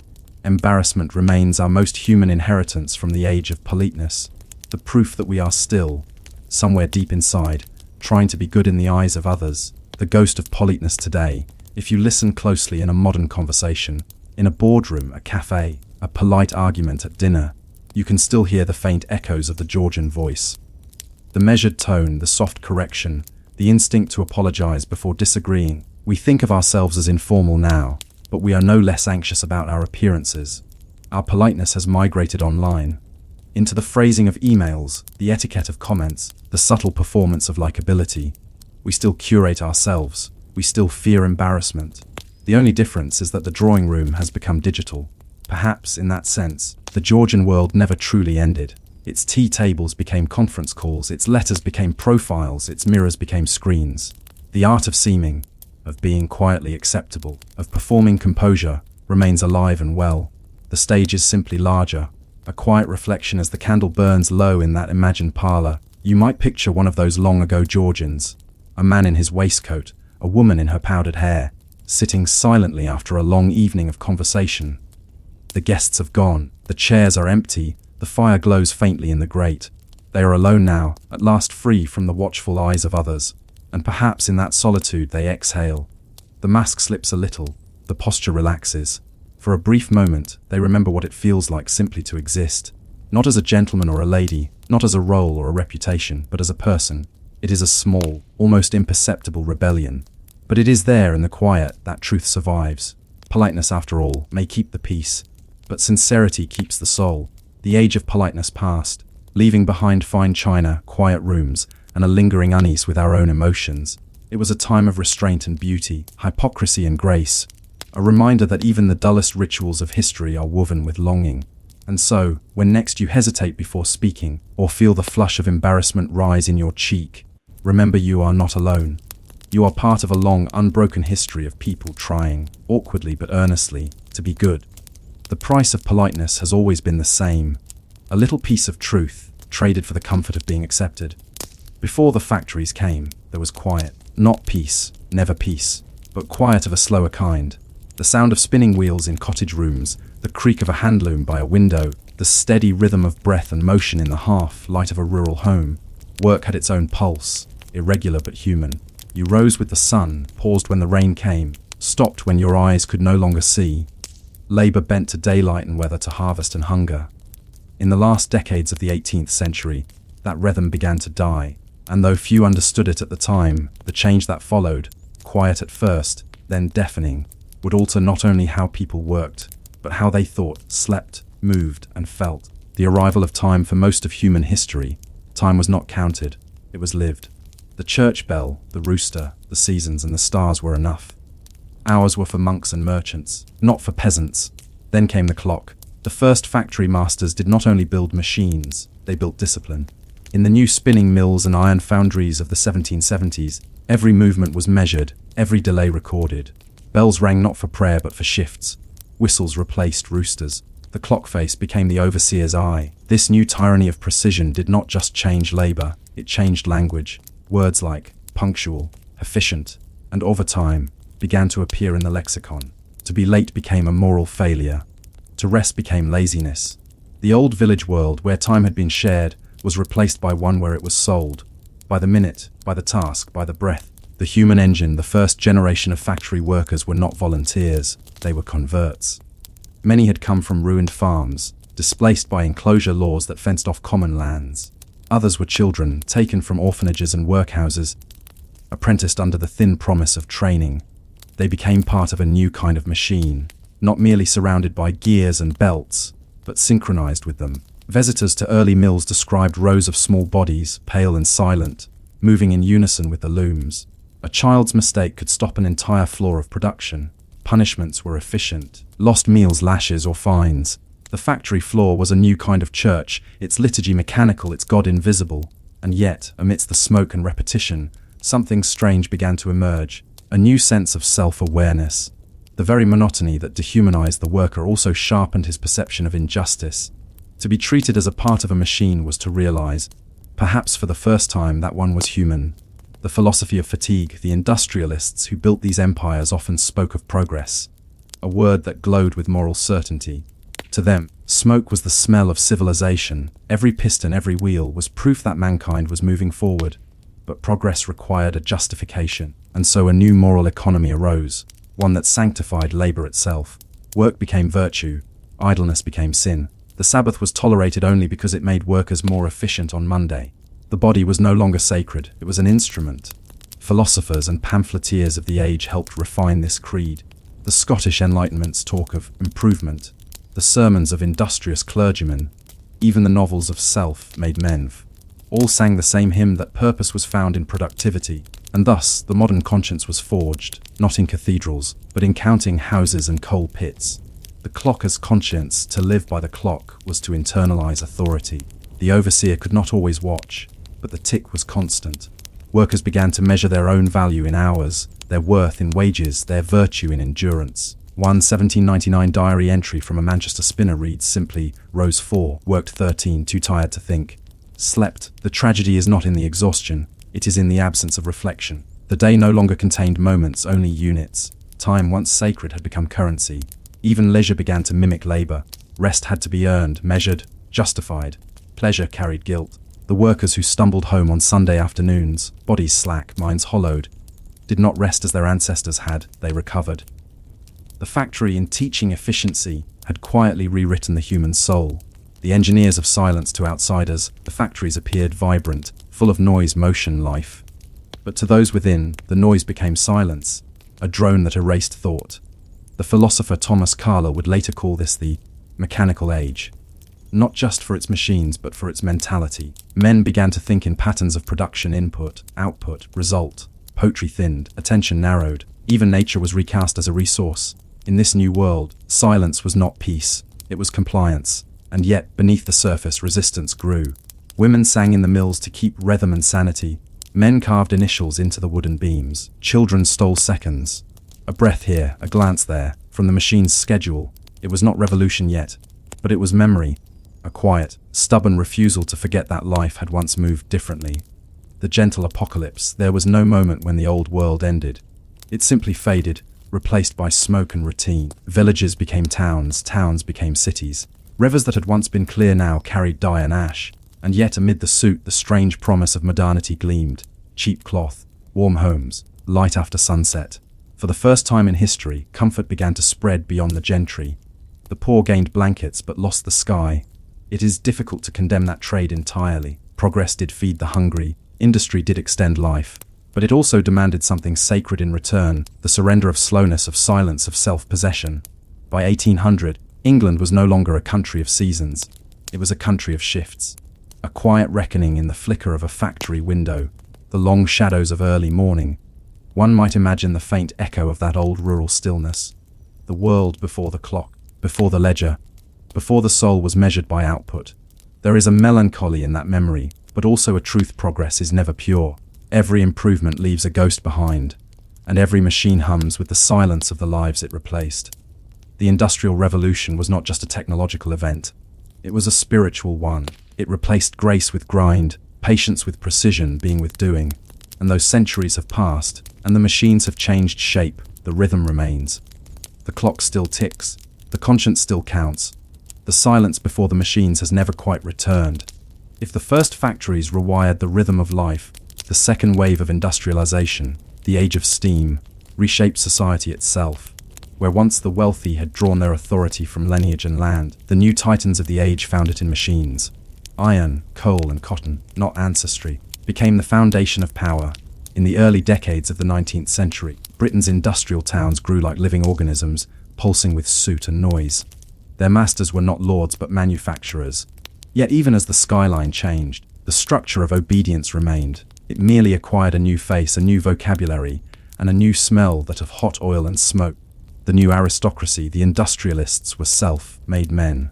Or at least, that is what they liked to believe. They wore plain coats and quoted scripture about thrift and discipline. They presented themselves as living proof of meritocracy, the idea that industry, in both senses of the word, could replace bloodline. In truth, the system they built was no less hierarchical than the one it replaced.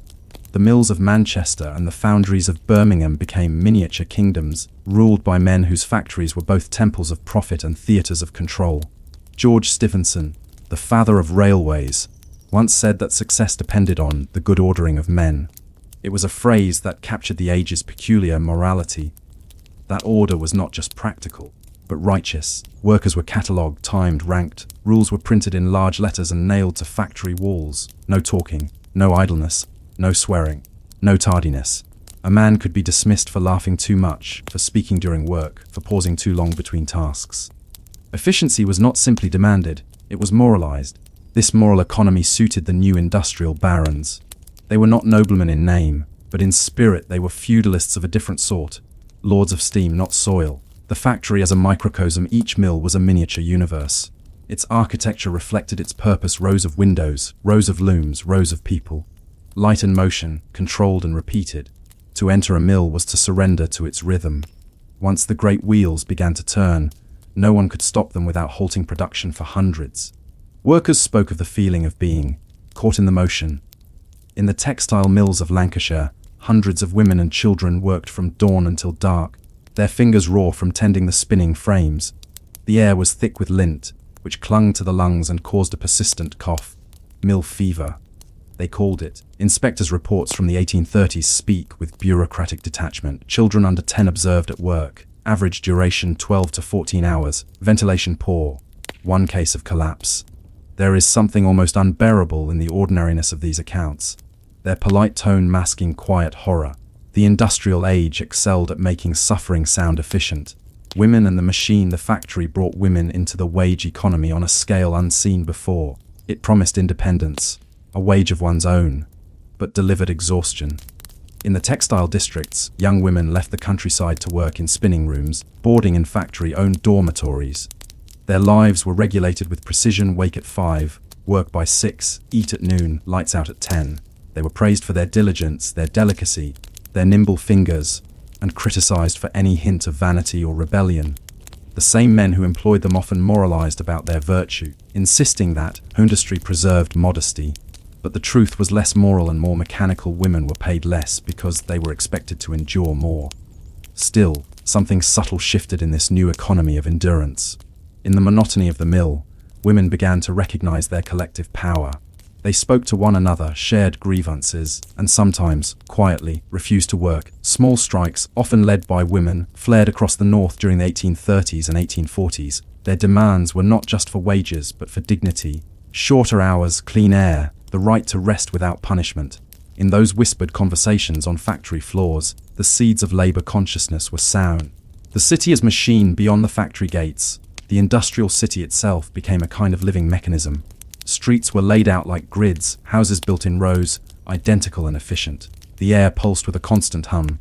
Carts, whistles, steam engines, boots. The working-class districts, hastily constructed to accommodate the influx of laborers, grew dense and dark. Narrow alleys, shared privies, cellars converted into sleeping quarters. The poor lived not just beside the machines but within their rhythm. Doctors began to record new diseases of confinement, chronic fatigue, respiratory ailments, a strange nervous exhaustion that seemed to afflict even the young. Social reformers like Edwin Chadwick studied these districts with the cold eye of a surveyor. His reports, filled with statistics and moral judgment, portrayed the working poor as both victims and culprits of their own misery. Cleanliness, sobriety, punctuality, these, he argued, were the remedies.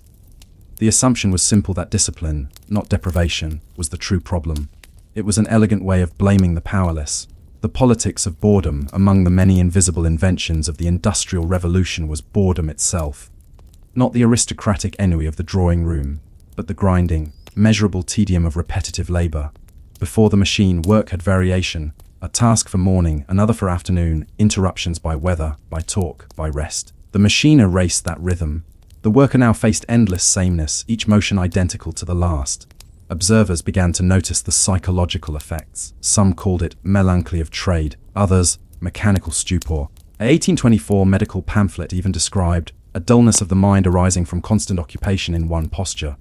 In a strange twist, boredom became both a symptom and a tool of control. The worker too tired or too dazed to think was also less likely to resist. Thus industry did not just produce goods, it produced docility. The quiet rebellion, yet rebellion did come, though it wore many faces. In 1811 in Nottingham, the first bands of Luddites, skilled textile workers whose trades were being replaced by machines, began to smash the new frames. Their attacks were small at first, local and desperate, but by 1812 they had spread across the Midlands and North, frightening factory owners and Parliament alike. To the public, the Luddites were monsters, destroyers of progress. To themselves, they were defenders of craft and fairness. Their leader, General Ludd, was likely fictional, a mythic name under which many acted. The government's response was swift and brutal. Frame breaking became a capital crime. Soldiers were stationed in industrial towns. Dozens of Luddites were hanged or transported. But the spirit of defiance survived, in strikes, in petitions, in whispers. Each act of rebellion, however small, revealed the limits of obedience. The machine could measure hours, but not the human will to resist. The industrial faith. By mid-century, Britain was the workshop of the world, and its faith in industry was near religious. Smoke was called the incense of prosperity. To question the factory was to question progress itself. Philosophers spoke of the moral elevation of work, and preachers assured their congregations that labor is prayer. It is hard not to feel the deep irony in that, for in sanctifying labor the age made suffering sacred. Pain became proof of virtue, weariness became moral. In a sermon delivered in Manchester in 1843, one minister declared, "The hum of the mill is the music of civilization." But what of those whose ears were deafened by it? The machinery of the mind, the habits forged in the factory, extended far beyond its walls. Clerks, teachers, even writers began to mimic the logic of efficiency. The mind itself became industrialized. Education emphasized punctuality, repetition, obedience. Children were taught not curiosity but correctness. The school bell was the younger sibling of the factory whistle. The bureaucracies of empire and commerce soon followed suit. Ledgers, schedules, filing systems, all designed to keep the human element tidy and predictable. By the 1850s, one could live an entire life by the tick of a clock, from school to office to retirement, and never once escape the rhythm first forged in the mills of Manchester. It was the triumph of control, but also perhaps the quietest tragedy in human history. The cost of order. There is a kind of beauty in efficiency, a symmetry in precision. But beauty, when imposed, can become tyranny. The industrial order delivered abundance, but at a price that could not be counted in pounds. It reshaped memory itself. Those who had once lived by the seasons now dreamed in schedules. Their children learned to measure worth not in character but in productivity.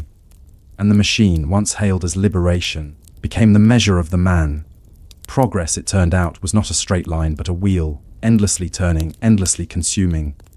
The smoke still hangs over those early cities, at least in the imagination. It settles into our lungs and our language, in every phrase about time and work and worth. The Industrial Revolution is not over, it merely changed its tools. By the mid-19th century, the landscape of Britain no longer resembled the pastoral island painted by poets. Fields had become railways, hills, slag heaps, rivers, mirrors of smoke. The machine was everywhere, and where the machine went, it carried with it an idea that human life, too, could be mechanized. This was the final triumph of the Industrial Revolution.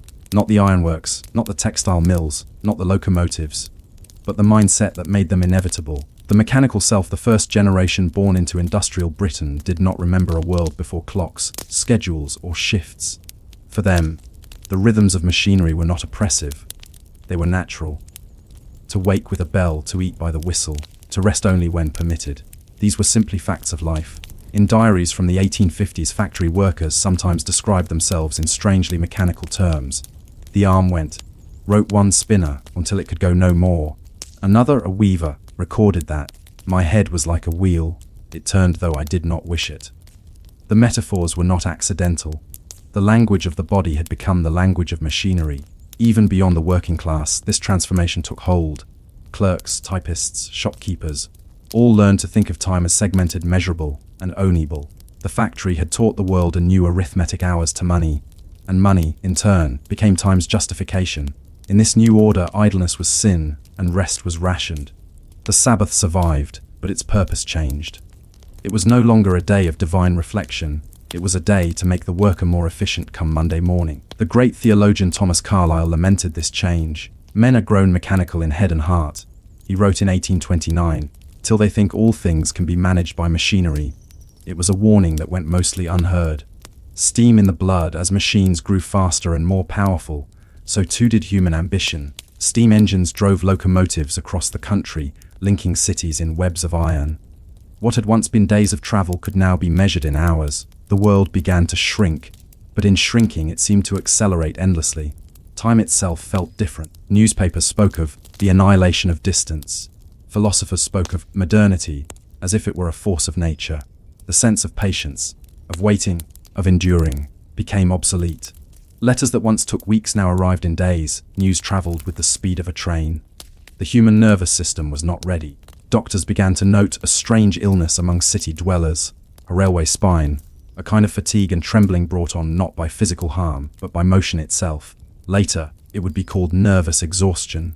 The industrial body was learning to mirror the machine faster, stronger, more productive, but also more fragile. And within that fragility lay a deeper change, the birth of modern anxiety.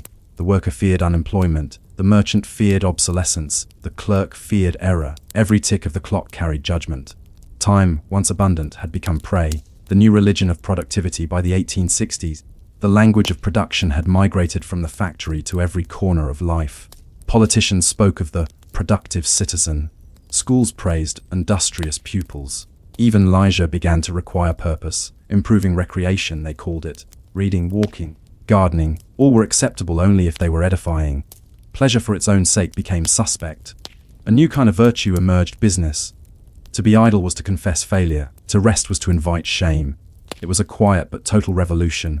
The moralization of work. In sermons, the industrialists were portrayed as instruments of divine progress. God, it was said, had chosen them to civilize the idle and uplift the poor through labor. Work, declared one Manchester preacher, is the anvil on which souls are forged. And the poor, desperate for survival, accepted this gospel of toil, or appeared to. The truth was more complicated. Many obeyed the rhythms of industry not from faith, but from fear. The rent collector was more persuasive than any sermon. Rest as rebellion, for all the order industry demanded. It could not extinguish the body's instinct for idleness. Workers stole moments. A slow drag on a pipe, a pause between tasks, a glance out the window. These small rebellions were almost invisible, but they mattered. They were fragments of humanity smuggled into the schedule. In some towns, Sunday became a quiet theatre of resistance. Men gathered in alehouses, women lingered by canals, children played in the shadow of mills. They did nothing useful, nothing efficient. And that, precisely, was the point. Reformers were horrified. They called it Sabbath desecration. Committees were formed to monitor behavior on Sundays to ensure proper rest. Rest that improved productivity. But the true rest, the kind that refused purpose, was harder to police. In that stillness, in a world that demanded constant motion, lay the faintest spark of rebellion. The bureaucratic mind. By the late 19th century, the machine had been domesticated. The great wheels and pistons had moved indoors, miniaturized into systems of paper, pens, and ledgers. The factory became the office. In place of smoke, there was ink. In place of gears, paperwork. The worker now sat, not stood. But the rhythm was the same, the hum of repetition, the tyranny of the clock, the slow erosion of attention. In 1854, Charles Dickens captured this transformation in Hard Times through the schoolmaster Thomas Gradgrind, who demanded facts, nothing but facts. It was the new industrial spirit, distilled useful knowledge, measurable outcomes, no waste, no wonder. The bureaucracy of empire mirrored this mentality. Ledgers recorded lives, censuses replaced communities, and efficiency became empire's moral defense. What count, therefore, we control. Even art was not immune. Novelists began to structure their stories like machines, with precision, with economy, with output in mind. The human imagination itself was being calibrated. The emotional machine, the industrial age, did not destroy emotion, it disciplined it. In the drawing rooms of the bourgeoisie, feelings became rituals. The Victorians spoke often of self-command, of the importance of moderation. Tears, laughter, anger, all were permitted only in controlled doses, as though emotion itself were a form of labor to be managed. Love, too, was domesticated. The same logic that measured production began to measure affection, in duties fulfilled, promises kept, expectations met. Romantic poetry faded, practical marriage manuals thrived. The heart, once untamed, was now a cog in the social machine. And yet, beneath the surface, cracks appeared. Nervous illnesses multiplied. Hysteria, melancholia, neurasthenia. The age that preached control produced minds that trembled under the weight of it. Doctors prescribed tonics, seaside air, rest cures. But the real illness was invisible.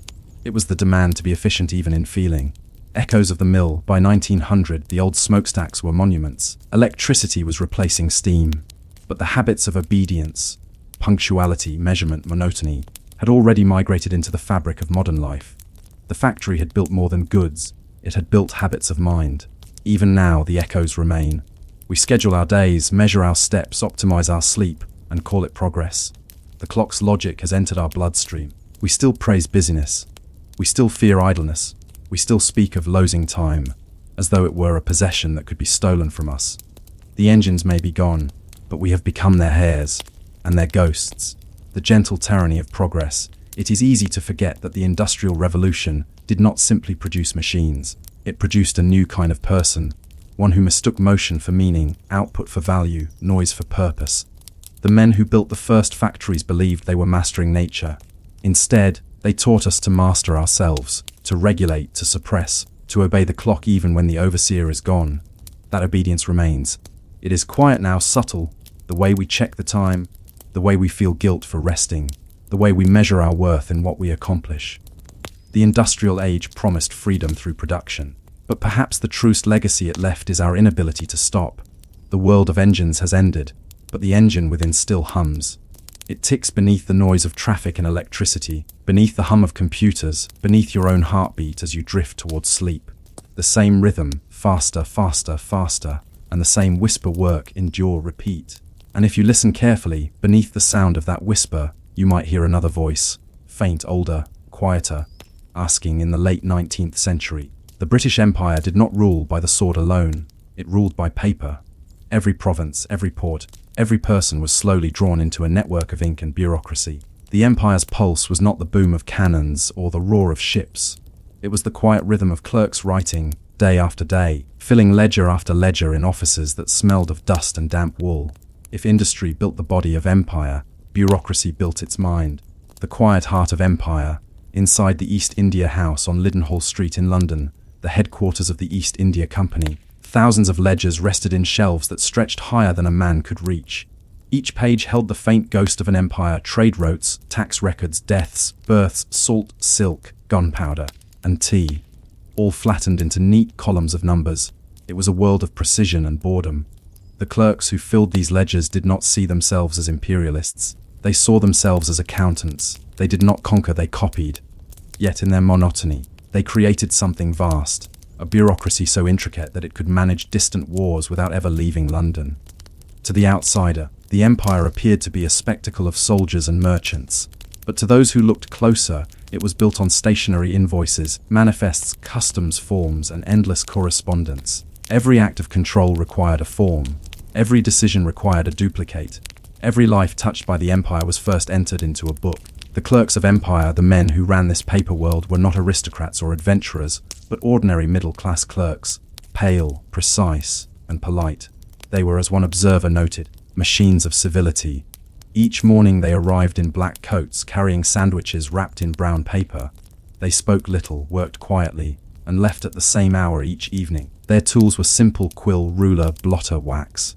Yet with them they moved armies, set tariffs, and balanced the lives of millions. A clerk's handwriting could decide the fate of a nation. A miscopied number might alter a colony's entire budget. The empire's stability depended on their steadiness, on the belief that a man could spend 40 years adding, checking, and re-copying without ever breaking the rhythm. They lived not for glory, but for exactness. Precision was their virtue, patience their only rebellion. But beneath this calm exterior lurked a quiet melancholy. Diaries of colonial clerks often mention the dull ache of the wrist, the hum of the room, the feeling of vanishing within the figures.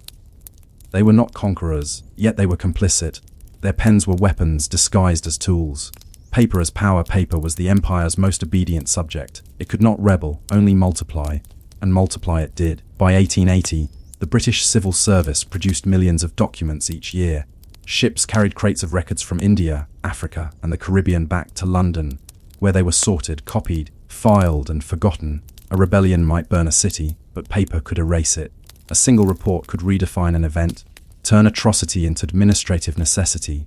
The historian Thomas Richards once called this the Imperial Archive, a system so vast that it claimed to know everything, to measure everything, to file the entire world. It was not a library of truth, but of authority.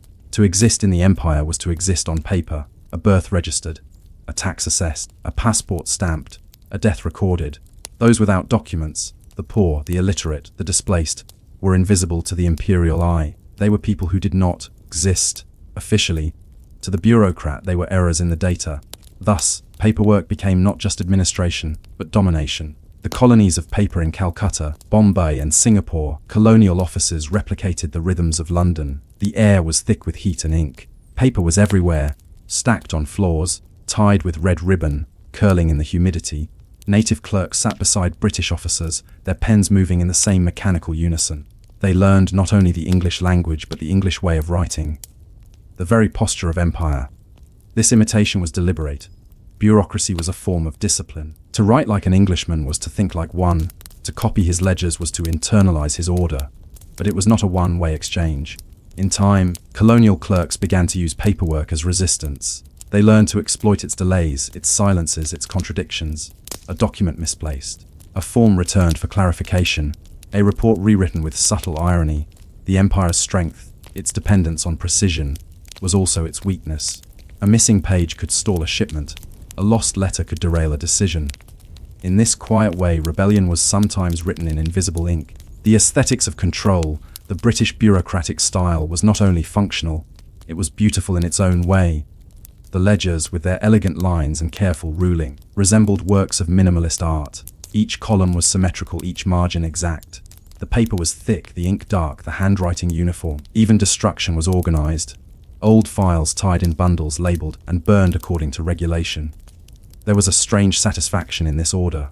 The chaos of the world was tamed, domesticated by paper. The clerk, surrounded by the dust of documents, could feel briefly omnipotent. Yet, this same order erased what it claimed to preserve. Lives became numbers, places became coordinates, events became statistics. The world was made legible, but at the cost of its texture.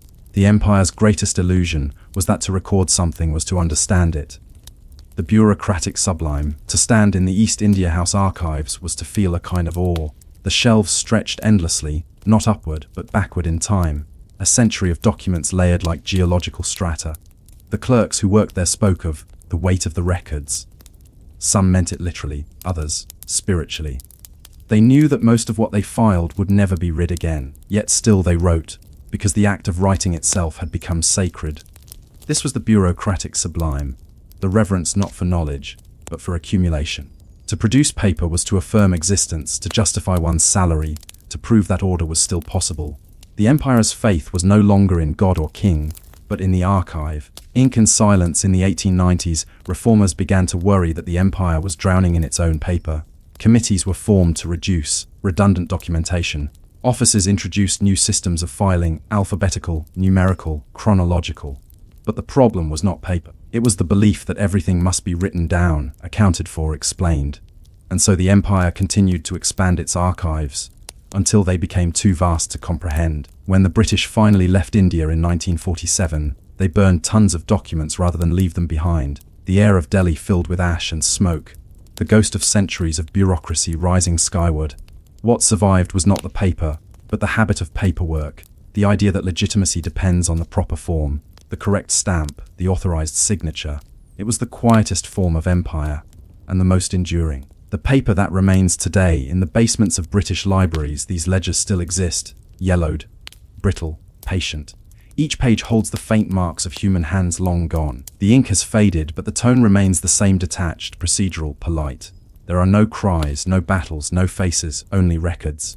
And yet, if you read closely, the human story is still there, a clerk's hesitation in the tremor of a line, a blot where he coughed, a smudge from the sweat of his palm.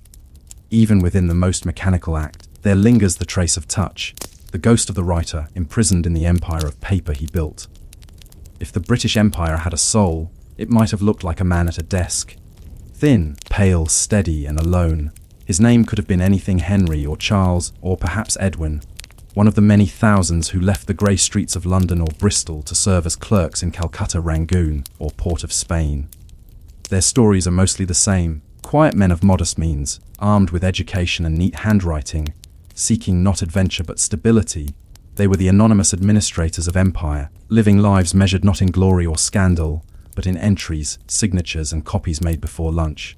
This is his story, the story of one such clerk, drawn from letters, diaries, and fragments of official correspondence that together form a portrait of an ordinary man in extraordinary paperwork. The posting Henry arrives in Calcutta in the summer of 1863. The air is thick with heat and a sweetness that turns quickly sour. His linen suit, immaculate at the London docks, is already stained at the collar. He has been hired as a junior clerk in the Bengal Secretariat, a vast office complex of brick and stone where hundreds of men, both British and Indian, work side by side under the creak of ceiling fans. He is 25 years old, with perfect penmanship and a tendency towards silence. His superiors value the first trait and forgive the second. On his first day, he is shown to a narrow desk by the window. The surface is already marked by decades of scratching quills.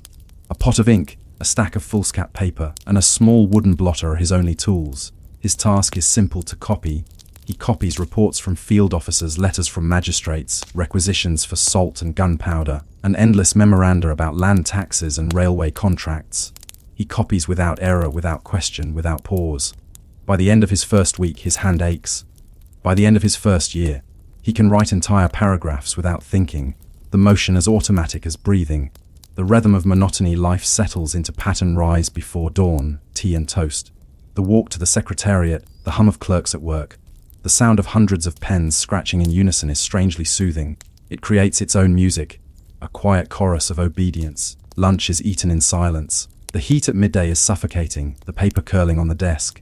Files are tied with red tape, sealed with wax, and placed in iron cabinets that smell faintly of rust and mildew. The work never ends. One document generates another. A question requires a report, which requires an answer, which requires a summary. Henry begins to understand that the empire does not run on information. It runs through it, endlessly. The process itself is the purpose. He once writes in his journal, "It is as though we are all engaged in transcribing a single great document, one that will never be complete." He does not yet see the irony. The empire's ambition to record everything has turned its servants into living extensions of the archive itself. The company of clerks in the evenings. Henry walks along the Maidan, the great green plain that divides Calcutta. The city hums with sound, rickshaw bells, temple chants, the shouts of traders. Yet in the European quarter where the clerks lodge, it is eerily quiet. The men dine together but speak little. Conversation is limited to office gossip or complaints about the heat. Most spend their nights reading newspapers from home or balancing their personal ledgers, a habit carried from their workday. There is comfort in repetition. To measure, to record, to count. These are not only professional habits but coping mechanisms. For men like Henry, bureaucracy provides a kind of moral clarity. Each signature is a small act of order in a disordered world. Each entry is a reassurance that things can be contained, controlled, categorized. Outside, the city shifts and grows. Bazaars, cholera outbreaks, railway lines. But inside the office, everything remains the same. The ink dries predictably. The paper rustles just so. The empire continues, one document at a time. The mirror of the native clerk, Henry's desk faces that of a local clerk named Raghav Chatterjee, a man of quiet intelligence and perfect English. At first, their relationship is formal, even distant. Raghav writes with remarkable grace, his handwriting more elegant than Henry's. His knowledge of procedure is encyclopedic. When Henry errs, Raghav corrects him gently, citing the relevant regulation by number and year. Over months, a cautious friendship forms. They share tea and brief exchanges about literature, Shakespeare, Milton, occasionally Kipling's early essays. But beneath the politeness runs a tension neither acknowledges. Raghav's father was a schoolmaster, dismissed by the company for political agitation. Henry's father was a clerk in London, dismissed for insubordination. Both have inherited the same disease, faith in rules that failed them.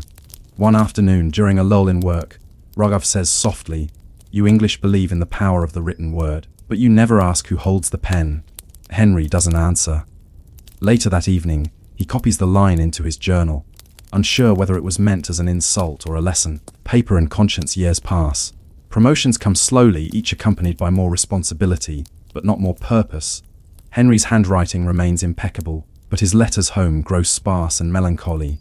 He begins to see how paper conceals as much as it reveals.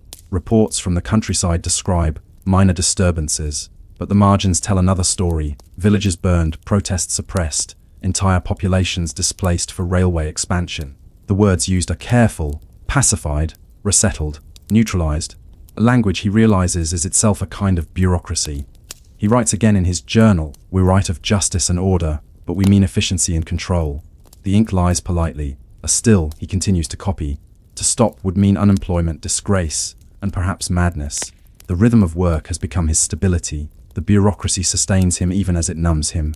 The breakdown in the summer of 1871. After 8 years in India, Henry falls ill. The doctor diagnoses nervous exhaustion, a common ailment among clerks. He is ordered to rest, but finds rest unbearable.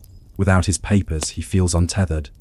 Days stretch endlessly, unmeasured by tasks or forms. He wanders the city, watching crowds move like unrecorded data, uncontrolled, unfiled, alive. It unnerves him. One evening, he finds himself standing before the Hoovely River, watching the water move dark and thick under the bridges. For the first time, he senses the full absurdity of his life's work. The attempt to contain a world so fluid, so vast in ink and columns. He writes in his final notebook entry from India, "I begin to suspect the empire exists not in land or people, but in paper. Perhaps it was paper all along, and we, its faithful custodians, are the only ones truly conquered by it." Henry returns to London in 1872, pale and thinner. He takes a position in the India office,